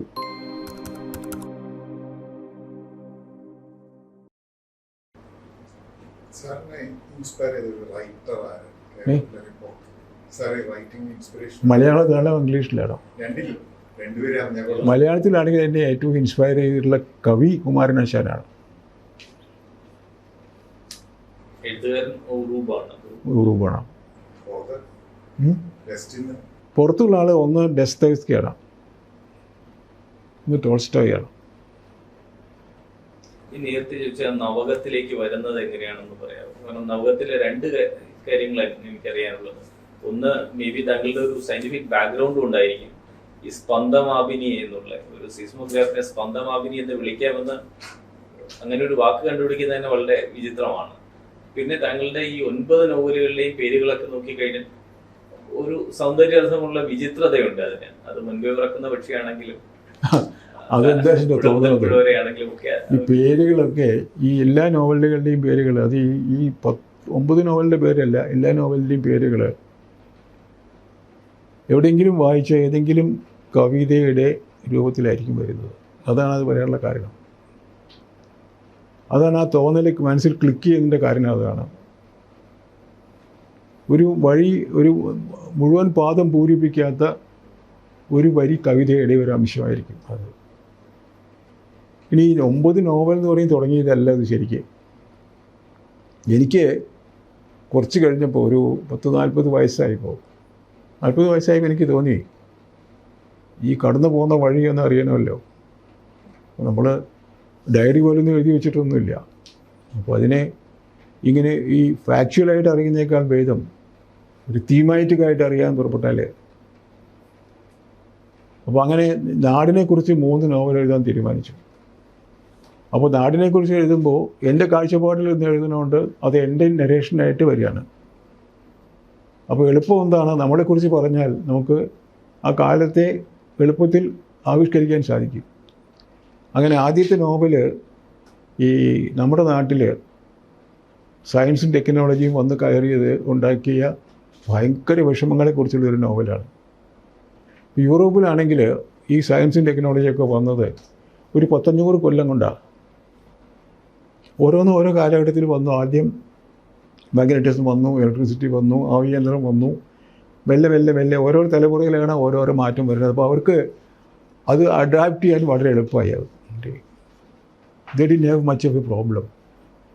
നമുക്ക് എന്താ പറ്റിയെന്ന് വെച്ചാൽ ഇതെല്ലാം കൂടി 50 കൊല്ലം കൊണ്ടാണ് വന്നത്. എനിക്ക് ഓർമ്മ വയ്ക്കുന്ന കാലത്ത് എൻ്റെ നാട്ടിലൊരു സൈക്കിൾ പോലും ഇല്ല. മണ്ണെണ്ണ പോലും വളരെ അപൂർവമാണ്. ആരോ ഒരാൾ 2 കാലിൻ്റെ ഇടയ്ക്ക് എന്തോ 2 ചക്രം ഇറക്കി പിടിച്ച് ചവിട്ടി ഓടിച്ചു പോകുന്നു എന്ന് പറഞ്ഞിട്ട് ഓടിച്ചെന്ന് കാണാൻ പോയിട്ട് എനിക്ക് ഓർമ്മയുണ്ട്. സൈക്കിളായിരുന്നു. ഇങ്ങനെയുള്ള ഒരു ലോകത്തിലേക്കാണ് ഇപ്പോൾ ഞാൻ ഈ 40 വയസ്സിലായപ്പോഴേക്കും എന്ത് വരുന്നത്, സാറ്റലൈറ്റ് TV വരുന്നത്. അതിൻ്റെ കൂടെ എല്ലാ സിസ്റ്റംസും തകിടം മറിഞ്ഞു. മരുമക്കത്തായും മക്കത്തായും എല്ലാം കൂടി അട്ടിമറിഞ്ഞ് ആകെ കൂടി ഒരു തായം ഇല്ലാത്തൊരവസ്ഥയായി. അപ്പോൾ കുടുംബങ്ങളൊക്കെ അനാഥമായി, വേരുകളൊക്കെ പറഞ്ഞു തുടങ്ങി. എവിടേക്കാണ് പോകേണ്ടതെന്ന് അറിയില്ല, എന്ത് നിലപാടെടുക്കേണ്ടതെന്ന് അറിയില്ല. ഒരുപാട് ഫിലോസഫീസ് വരുന്നുണ്ട് കൂട്ടത്തിൽ, ഒരുപാട് ഫൈൻഡിങ്സ് വരുന്നുണ്ട്, ഉപകരണങ്ങൾ വരുന്നുണ്ട്. ഇതൊന്നും പഠിക്കാനോ അറിയാനോ ആർക്കും സൗകര്യമില്ല. അങ്ങനെയാണ് നമ്മുടെ നാട്ടിൽ ഈ പോപ്പുലർ സയൻസ് റൈറ്റിങ്ങിന് ഇത്രയും വലിയ പ്രാമാണ്യം കിട്ടണത്. എങ്ങനെയാണ് ഇതൊക്കെ നടക്കുന്നത് എന്നുള്ള കാര്യം ഇപ്പോൾ ആർക്കും ബോധലക്ഷണില്ലേ. ഇപ്പോൾ ഈ മൊബൈൽ ഫോണിനകത്ത് എന്താ സംഭവിക്കുന്നതെന്ന് അറിയാൻ ഇത് ഉപയോഗിക്കുന്നവരിൽ 90% യാതൊരു താല്പര്യമില്ല. They don't care. It works, so it works, fine, no problem. അന്ന് അങ്ങനെ ആയിരുന്നില്ല. അപ്പോൾ ഈ ദുരിതമാണ് ഈ എല്ലാം വായിക്കുന്ന കടലിലുള്ളത്. പഴയ സമ്പ്രദായങ്ങൾ മുഴുവനായിട്ട് സാമൂഹിക, സാംസ്കാരിക, സാമ്പത്തിക എല്ലാം മാറി മറിഞ്ഞതിൻ്റെ ചിത്രം, അതിൻ്റെ ദുരിതവും ദുരിതമില്ലായ്മയുമാണ് അതിനകത്തുള്ളത്. അത് കഴിഞ്ഞപ്പോൾ പിന്നെ എനിക്ക് തോന്നി ഈ സയൻസ് ഉപയോഗിക്കുന്ന രീതി എൻ്റെ അനുഭവത്തിൽ നമ്മുടെ ഗവേഷണ രീതികളൊക്കെ സാമാന്യം ബോറായിരുന്നു. അതിൻ്റെ കാരണം എന്താ വെച്ചാൽ ഇവിടെ സയൻസ് ആദ്യം വന്നപ്പോൾ നമ്മുടെ സ്ഥാപനങ്ങൾ നെഹ്റു ഒക്കെ ഉണ്ടാക്കിയ നമ്മുടെ നാഷണൽ ഇൻസ്റ്റിറ്റ്യൂട്ട്സൊക്കെ ഉണ്ടല്ലോ, അവിടെയൊക്കെ നേതൃത്വം വഹിക്കാൻ അന്ന് കിട്ടാവുന്ന ഏറ്റവും നല്ല ആൾക്കാരെ കൊണ്ട് വെച്ചു. പക്ഷെ പെട്ടെന്ന് അവരുടെ പുറകെ വന്നത് അവരെക്കാളൊക്കെ എത്രയോ വിവരമുള്ള കഴിവുള്ള ആൾക്കാരായിരുന്നു. So the early generation was afraid. ഇവരെന്താ ചെയ്തെന്ന് വെച്ചാൽ ഇവരുടെ കാലെടുത്ത് ഈ ജനറേഷനെ മണ്ടിയിൽ വെച്ചു. They didn't want science to progress in India, beyond them. അതിൻ്റെ ദുരിതമാണ് പിന്നീട് ഇന്ത്യയിൽ സയൻസിനെ പുറകോട്ട് കൊണ്ടുപോയ കാര്യം, പ്യൂർ സയൻസിനെ പ്രത്യേകിച്ചും. അതിൻ്റെ കഥയാണ് ഈ പുള്ളിപ്പുലികൾ. അത് കഴിഞ്ഞിട്ട് സയൻസ് പഠിക്കാൻ പോകുന്ന ഒരാൾക്ക് വരാവുന്ന വിഷമങ്ങളാണ് ഈ പുഴ മുതൽ പുഴ വരെ എന്നുള്ള കൃതിയിലുള്ളത്. എത്ര സയൻസ് നമ്മൾ പഠിച്ചാലും we are back to square one. നമ്മൾ നമ്മുടെ പുഴയുടെ കരയിലേക്ക് മടങ്ങി വരും. നമ്മുടെ ദുരിതങ്ങളും സങ്കടങ്ങളും സന്തോഷങ്ങളൊക്കെ പഴയമാതിരി തന്നെ ഉണ്ടാവും. We are unable to do anything about it.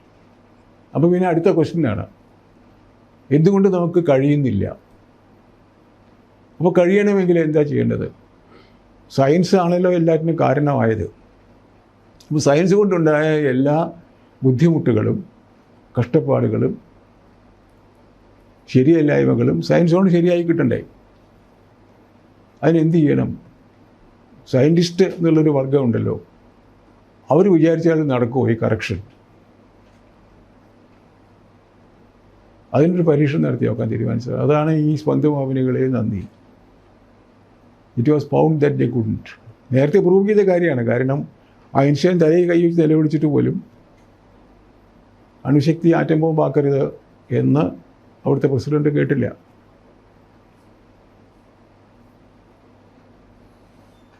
Science കൊണ്ട് എന്തുണ്ടായാലും ആദ്യം ഉണ്ടാകുന്നത് അപകടമാണ്. തീ ഉണ്ടാക്കിയ ആൾ ആദ്യം മറ്റാളെ പൊള്ളിക്കാനാണ് നോക്കിയത്. ഇരുമ്പ് കണ്ടുപിടിച്ച ആൾ ആദ്യം ചെയ്യുന്നത് കത്തി ഉണ്ടാക്കുകയാണ്. അത് എന്തുകൊണ്ടായാലും അതുകൊണ്ടാണ്, അങ്ങനെയാണ്. അറ്റോമിക് എനർജി ഉണ്ടായപ്പോൾ ആദ്യം ചെയ്തത് അത് റേഡിയോ ആക്കി മാറ്റി ക്യാൻസറിന് ഉപയോഗിക്കാനല്ല, ചികിത്സിക്കാൻ ആറ്റം ബോംബാക്കി ഹിരോഷിമ കൊണ്ടുവിടാനാണ് ഉപയോഗിച്ചത്. So science minus a common sense or appropriate sense always leads to great human tragedy. അപ്പോൾ അതിന് പരിഹാരം ഉണ്ടാക്കാൻ സയൻറ്റിസ്റ്റിനെ കൊണ്ട് സാധിക്കുമോ എന്നുള്ളതാണ് പരീക്ഷണം. അതാണ് സ്പന്ദമാവിനികളെ നന്ദി. നടക്കില്ല. നടക്കാത്തത് എന്തുകൊണ്ടാണെന്ന് ആലോചിച്ചപ്പോൾ നമ്മുടെ സാമ്പത്തിക, സാമൂഹിക, സാംസ്കാരിക കാര്യങ്ങളാണ്. Application of capital, development, industrial, അങ്ങനെയുള്ള കാര്യങ്ങളാണെന്ന് മനസ്സിലായപ്പോഴാണ് അടുത്ത പുസ്തകം ഇവിടെ എല്ലാവർക്കും സുഖം തന്നെ.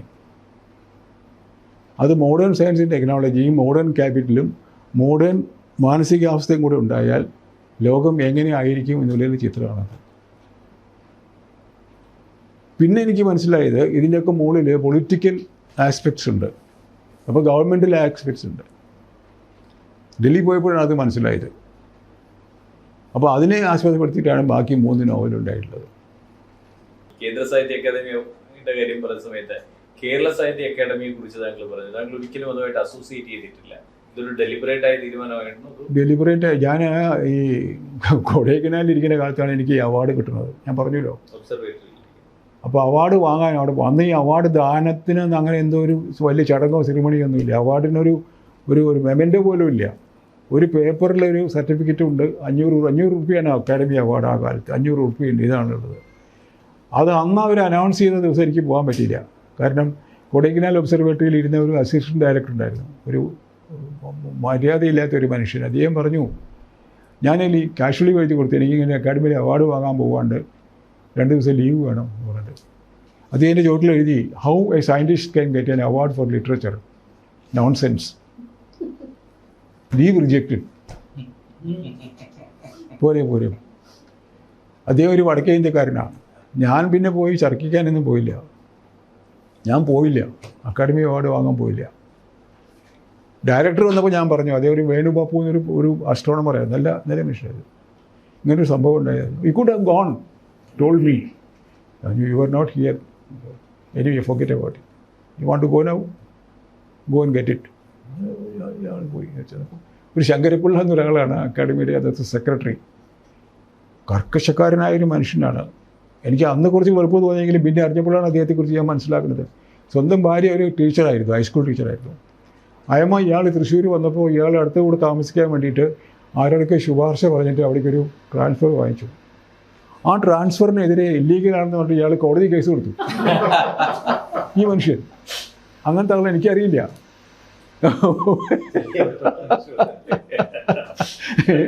ഞാൻ അവിടെ ചെന്നപ്പോൾ എന്താ ചോദിച്ചു, ഞാൻ സി രാധാകൃഷ്ണനാണ്. ഓ അതിനെന്താ? അതിനോട് എനിക്കൊരു അവാർഡുണ്ട്. അവാർഡോ? എവിടെയോ? സാഹിത്യ അക്കാദമിയിലെ അവാർഡ്. അപ്പോൾ ആരോ ക്ലാർക്ക് ആരോ പറഞ്ഞു, അങ്ങനൊരു അവാർഡുണ്ട്. നിങ്ങൾ ആരാന്നാ പറഞ്ഞത്? ഞാൻ സി രാധാകൃഷ്ണനാണ്. എന്താ അതിന് തെളിവ്? അപ്പോൾ എൻ്റെ ഈ ഗവൺമെൻറ്റിൻ്റെ ഐഡൻറ്റി കാർഡ് ഉണ്ട്, സർവീസ് നോക്കി തിരിച്ചു തന്നു. ശരി, നിങ്ങൾ ഒരു സി രാധാകൃഷ്ണനാണെന്ന് മനസ്സിലായി, പക്ഷെ ആ രാധാകൃഷ്ണൻ ഈ രാധാകൃഷ്ണനാണെന്ന് എന്താ ഉറപ്പ്? ലോകത്ത് ഒരുപാട് സി രാധാകൃഷ്ണന്മാരുണ്ടാവാൻ പാടില്ലേ? ഞാൻ പറഞ്ഞു, സാർ അങ്ങനെയല്ല, ഞാൻ അത് പറ്റില്ല, സാക്ഷ്യം വേണം, ഉത്തമവിശ്വാസമുള്ള സാക്ഷികളെ 2 പേരെ കൊണ്ടിട്ടാണ്.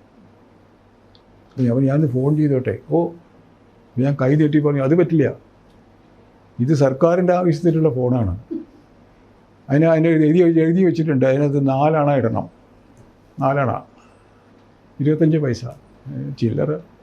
ഇത് പെട്ടിക്കടയാണോ? ഇവിടെ ചില്ലറയൊന്നുമില്ല. ഞാൻ പുറത്ത് പോയിട്ട് ഒരു സോഡയൊക്കെ ആവശ്യമില്ലാണ്ട് വാങ്ങി മുഖമൊക്കെ കഴുകി 4 അണ ഉണ്ടാക്കി കൊടുന്നിട്ട് കറണ്ട് തോമയെ വിളിച്ചു. തോമ എന്നെ പൂർവ്വം തരി, എന്തൊക്കെയാണ് നീ എന്തിനാ അവിടെ പോയത് ആവശ്യമില്ലാണ്ട്, എന്നോട് പറഞ്ഞാൽ മതിയായിരുന്നില്ല, ഞാൻ വന്നിരുന്നില്ല, അങ്ങനെയാണെങ്കിൽ ഞാനതൊക്കെ പറഞ്ഞ് മൂപ്പര് ഡോക്ടർ അരവിന്ദാഷിനെയും പ്രൊഫസറിനെയൊക്കെ കൂട്ടി 2-3 ആളെയൊക്കെ കൂട്ടി അവിടെ വന്ന് അവാർഡൊക്കെ, അങ്ങനെയാണ് അവാർഡ്. ഇതാണ് ഞാൻ എനിക്ക് അവാർഡ് വാങ്ങിയ കഥ. പിന്നെ അത് കഴിഞ്ഞപ്പോഴേക്കും പിന്നെ ഞാൻ നാട്ടിലില്ലല്ലോ, പുറത്തല്ലേ, അപ്പോൾ അവിടെ പോയിട്ട് ബന്ധപ്പെടേണ്ട ആവശ്യമൊന്നും ഉണ്ടായില്ല. പിന്നെ സിനിമാ കാലമൊക്കെ കഴിഞ്ഞിട്ട് വന്നിട്ട് ബന്ധപ്പെടണമെന്നൊരു ആഗ്രഹം തോന്നിയപ്പോഴാണ് 85 അക്കാഡമിയുടെ കോൺസ്റ്റിറ്റ്യൂഷൻ മാറ്റി, അതിനെ നോമിനേറ്റഡ് അക്കാഡമി ആക്കി. അപ്പോൾ എന്നോട് ചോദിച്ചു, ഞാൻ നോമിനേറ്റ് ചെയ്യട്ടെ ചോദിച്ചു എന്നോട്. ഒരിക്കൽ ടി കെ ഉണ്ടായിരുന്ന കാലത്ത് വേണ്ട, അതെന്താ, അതിൻ്റെ ആവശ്യമില്ലാണ്ട് നിങ്ങൾ നോമിനേറ്റ് ചെയ്യേണ്ട കാര്യം എന്താ? ഞാൻ പോണില്ല. പിന്നെ അവിടേക്ക് പോയിട്ടില്ല, ഇന്ന് വരെ പോയിട്ടില്ല.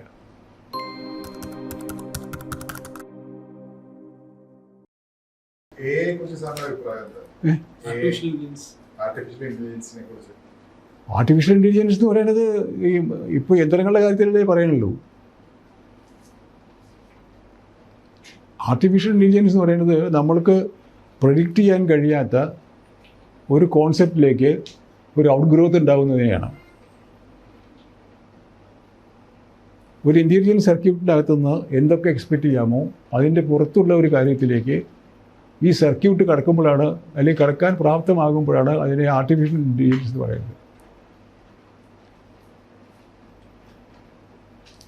ശരിക്കും പറഞ്ഞാൽ നമ്മളീ പറയുന്നപ്പോൾ രാമാനുജൻ പോയിട്ട് രാത്രി ഉറക്കത്തിൽ കണ്ട കാര്യം അത് അങ്ങനെ ഒരു കാര്യമായിരിക്കണം. It must be artificial intelligence. Sir, നേരത്തെ പറഞ്ഞ ഒരു ഫൈനൽ കറക്ഷൻ നടക്കുമെന്ന് പറഞ്ഞല്ലോ, ഈ ഫൈനൽ കറക്ഷനും താങ്കളുടെ തന്നെ തിയറിയിൽ പറയുന്ന 30 വർഷം കഴിഞ്ഞ് ഒരുപക്ഷെ ഒരു ഹോൾട്ട് ഉണ്ടാകും, അല്ലെങ്കിൽ ഒരു റീബർത്ത് ഉണ്ടാകും എന്ന് പറയുന്നത്, ഇതൊരു ഒരുമിച്ച് സംഭവിക്കാവുന്ന ഒരു കാര്യമാണ്. മീൻസ് അത് ഒരുമിച്ചല്ലേ സംഭവിക്കാൻ പറ്റുള്ളൂ. ഇന്ത്യൻ കറക്ഷൻ എന്ന് പറയുന്നത് ഇതായിരിക്കും. Halt ആയ. അല്ല, മതങ്ങളുടെ കാര്യത്തിലൊക്കെ റെവല്യൂഷൻ വളരെ ആവശ്യമാണ്. കാരണം ഈ മതങ്ങൾ പൊതുവേ ഹിന്ദു എന്ന് പറയുന്ന ഒരു മതം വാസ്തവത്തിലില്ല. ഈ ചാതുർവർണ്ണ്യം ബ്രാഹ്മണ്യം എന്ന് പറഞ്ഞൊരു മതം മാത്രമേ ഉള്ളൂ. മതമില്ല, ഹിന്ദുവിസം മതമല്ല. ഭരണഘടനയിൽ ഹിന്ദുവിസം ഡിഫൈൻ ചെയ്തിട്ടില്ല, നോക്കിയിട്ടുണ്ടോ? ഇന്ത്യൻ ഭരണഘടനയിൽ ഹിന്ദു എന്നുള്ള വാക്കിന് ഡെഫിനിഷൻ ഇല്ല. മറ്റു മതങ്ങളിൽ പെടാത്ത ആരൊക്കെ ഉണ്ടോ അവരൊക്കെ ഹിന്ദുക്കൾ എന്നാണ് പറയുന്നത്. പിന്നെ ഈ മതങ്ങളിൽ നമ്മൾ ദൈവവുമായിട്ടുള്ള ബന്ധം ഈ പറഞ്ഞില്ലേ, ഞാൻ നിൻ്റെയാണ് എന്നതാണ് മനുഷ്യൻ്റെ ആദ്യത്തെ ദൈവവുമായിട്ടുള്ള ബന്ധം. നിൻ്റെ എന്ന് പറയുമ്പോൾ അത് എന്താണെന്ന്, ഞാൻ അതിൻ്റെയാണ് എന്നാണ് ആദ്യത്തെ ബന്ധം. അത് എന്ന് പറഞ്ഞ സാധനം എന്താണെന്ന് അറിയില്ല, എവിടെയാണെന്ന് അറിയില്ല, എങ്ങനെയാണെന്ന് അറിയില്ല. അങ്ങനെയൊന്നും ഉണ്ട് എന്നുള്ള ആദ്യത്തെ അവബോധം ഉണ്ടായപ്പോൾ അതിൻ്റെ പുറത്തുള്ള ഈശ്വരവിശ്വാസം ഇതാണ്, ഞാൻ അതിൻ്റെയാണ്, അതിൻ്റെ അടിമയാണ്. അത് കഴിഞ്ഞിട്ട് അടുത്ത സ്റ്റേജിലേക്ക് വരുമ്പോൾ ഞാൻ നിൻ്റെ ദാസനാണ് എന്ന് പറയും. ആദ്യത്തേത് തസ്യൈവാഹം, ഞാൻ നിൻ്റെയാണ്, അതിൻ്റെയാണ്. രണ്ടാമത്തേത് തവൈവാഹം, ഞാൻ നിങ്ങളുടെയാണ് അല്ലെങ്കിൽ അങ്ങയുടെയാണ്. അപ്പോൾ ഈ ആളിനെ ഐഡൻറ്റിഫൈ ചെയ്ത് കഴിഞ്ഞിരിക്കുന്നു. രണ്ടാമത്തെ സ്റ്റേജിൽ ഈ ആളിനെ ഐഡൻറ്റിഫൈ ചെയ്തു. തവൈവാഹം. ഈ മൂന്നാമത്തെ സ്റ്റേജിലുള്ളതാണ് ഈ ഉപനിഷത്തിലുള്ളൊരു മതം. അത് ത്വമേവാഹം എന്നാണ്. ഞാൻ നിങ്ങൾ തന്നെയാണ്, ഞാൻ തന്നെയാണ് നീ, നീ തന്നെയാണ് ഞാൻ. 3 സ്റ്റേജാണ് ഇതിൻ്റെ ഈ സ്പിരിച്വൽസ് ഗ്രോത്തിൻ്റെ. ഈ അവസാന സ്റ്റേജാണോ അഹം ബ്രഹ്മാസ്മിയിലൊക്കെ വരുന്നത്? ഏതാ? അതാണ് അവസാനത്തെയാണ് ഈ അഹം ബ്രഹ്മാസ്മിയിലൊക്കെ വരുന്നത്. അതെ അതെ അതെ അതെ. സി രാധാകൃഷ്ണൻ എന്ന വ്യക്തി ഒരേ സമയം സയന്റിഫിക് ടെമ്പർ ഉള്ള ഒരാളും അതേപോലെ സ്പിരിച്വൽ കോഷ്യൻ വളരെ സ്ട്രോങ് ആയിട്ടുള്ള ഒരാളുമാണ്. ഇതിലൊരു കോൺട്രഡിക്ഷൻ സാറിന് ഫീൽ ചെയ്തിട്ടില്ല അല്ലേ? ഇതിന് മുകളിലെ ഒരു യൂണിഫിക്കേഷൻ അല്ലേ ഉള്ളൂ, കോൺട്രഡിക്ഷൻ ഇല്ലല്ലോ. യൂണിഫിക്കേഷൻ അല്ലേ ഉള്ളൂ. ഇപ്പോൾ ആർട്ടിഫിഷ്യൽ ഇന്റലിജൻസ് ചോദിച്ചില്ലേ, ഞാനും കുട്ടിയും കൂടി ചതുരംഗം കളിക്കാതിരിക്കട്ടെ, ചെസ്സ് പ്ലേ ചെയ്യാതിരിക്കട്ടെ, ദേഹം കണ്ടുകൊണ്ടിരിക്കണം. അപ്പോൾ നമ്മൾ കുറച്ച് കഴിഞ്ഞപ്പോൾ കളി കഴിഞ്ഞു,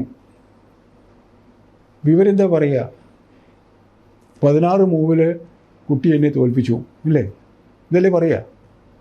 16 മൂവ്സേ ബോർഡിൽ നടന്നിട്ടുള്ളൂ. പക്ഷെ എത്ര മൂവ്സ് നടന്നു?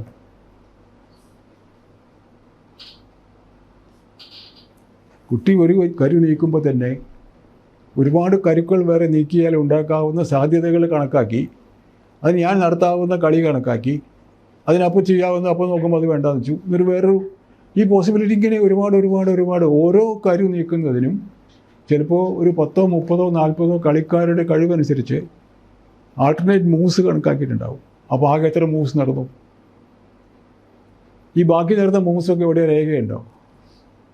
കളി കഴിയുമ്പോൾ ഓർമ്മ പോലും ഉണ്ടാവില്ലല്ലോ. പക്ഷേ ഒരു യഥാർത്ഥ കളിക്കാരന്, ഒരു മാസ്റ്റർക്ക് ഈ മൂവൊക്കെ ഓർമ്മയുണ്ടാവും.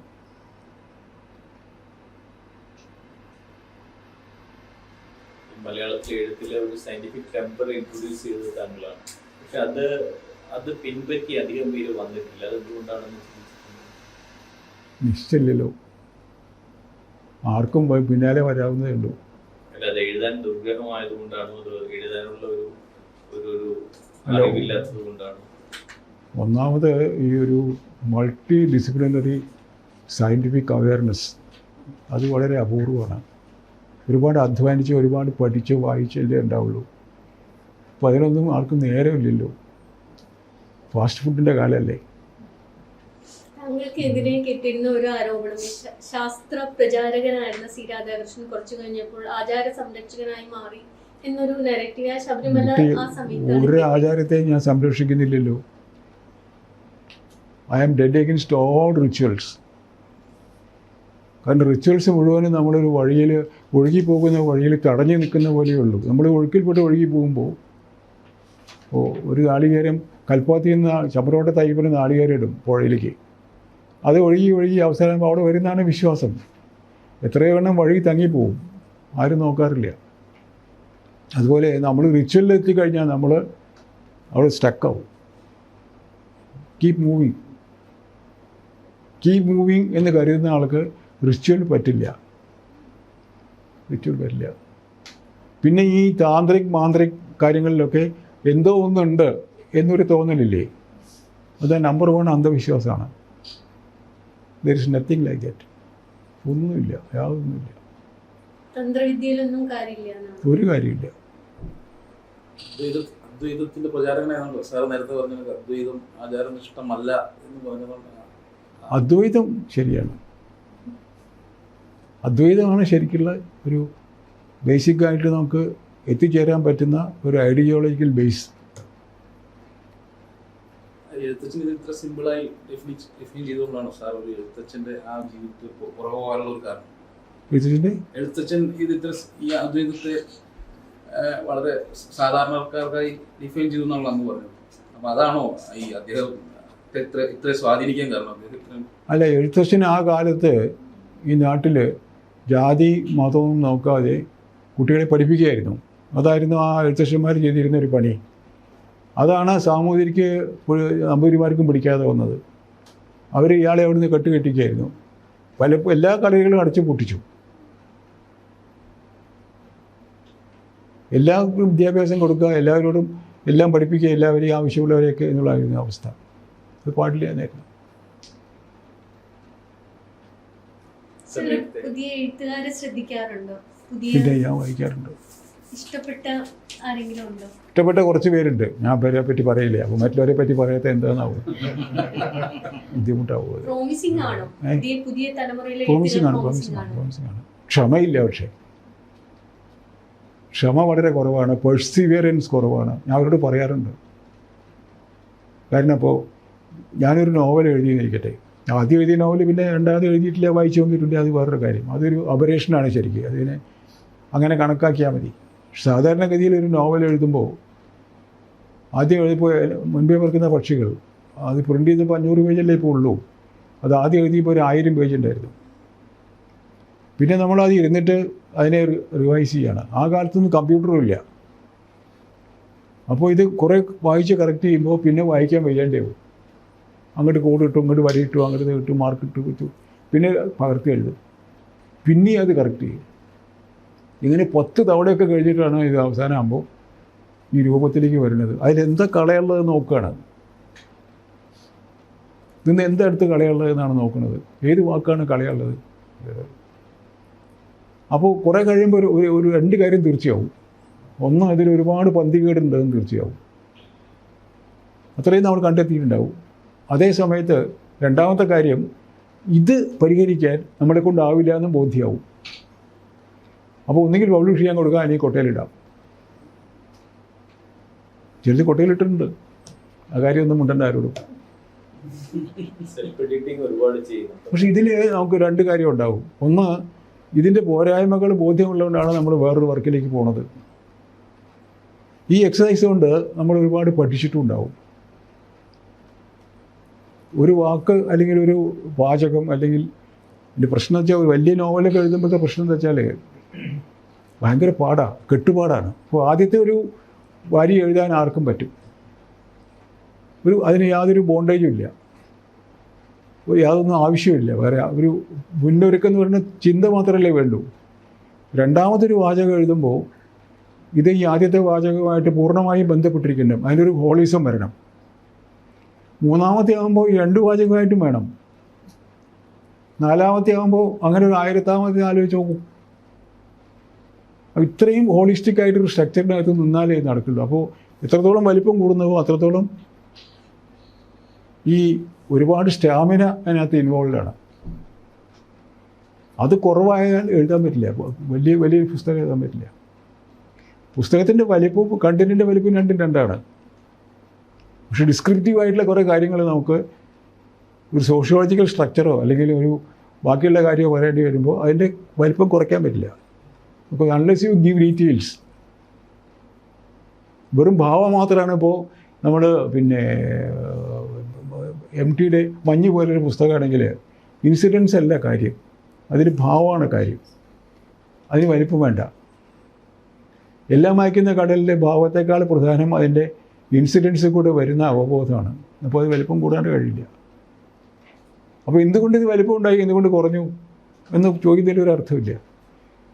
എന്തുകൊണ്ട് ആ ആൾക്ക് 6 അടി ഉണ്ടായി, ഈ ആൾക്ക് 4 അടി ഉണ്ടായുള്ളൂ, ഒരു ചോദ്യത്തിന് അർത്ഥമൊന്നുമില്ല. എഴുത്തിന്റെ രീതി എങ്ങനെയാണ്? ആദ്യം ഇത് മനസ്സിൽ എഴുതി കഴിഞ്ഞിട്ട് പകർത്തുകയാണോ അതോ പോകെ പോകെ എഴുതി വരികയാണോ ചെയ്യുന്നത്? കംപ്ലീറ്റ് ആയിട്ട് സ്ട്രക്ചർ ഒന്നും നമുക്കങ്ങനെ മുഴുവനായിട്ട് ആദ്യം ഉണ്ടാവില്ല. എന്തായാലും ഒരു ഔട്ട്ലൈൻ ഉണ്ടാവും, എൻഡ് ഉണ്ടാകും, എൻഡും ഉണ്ടാവും. മീൻസ് കഥ എങ്ങനെയാണ് തീരുന്നതെന്ന് അതൊക്കെ മനസ്സിലാവും. ഉണ്ടാവും, അതുണ്ടാവും. ശരിക്കും കര കണ്ടിട്ട് തന്നെ നീന്തണം. കാരണം ചിലവരൊക്കെ കര കാണാത്ത നീന്തലേ ഇല്ല, കാണുള്ളൂ. പറ്റില്ല. കൈവിട്ടൊക്കെ അടിയൊക്കെയാണ് ചിലല്ലേ. ഇല്ല.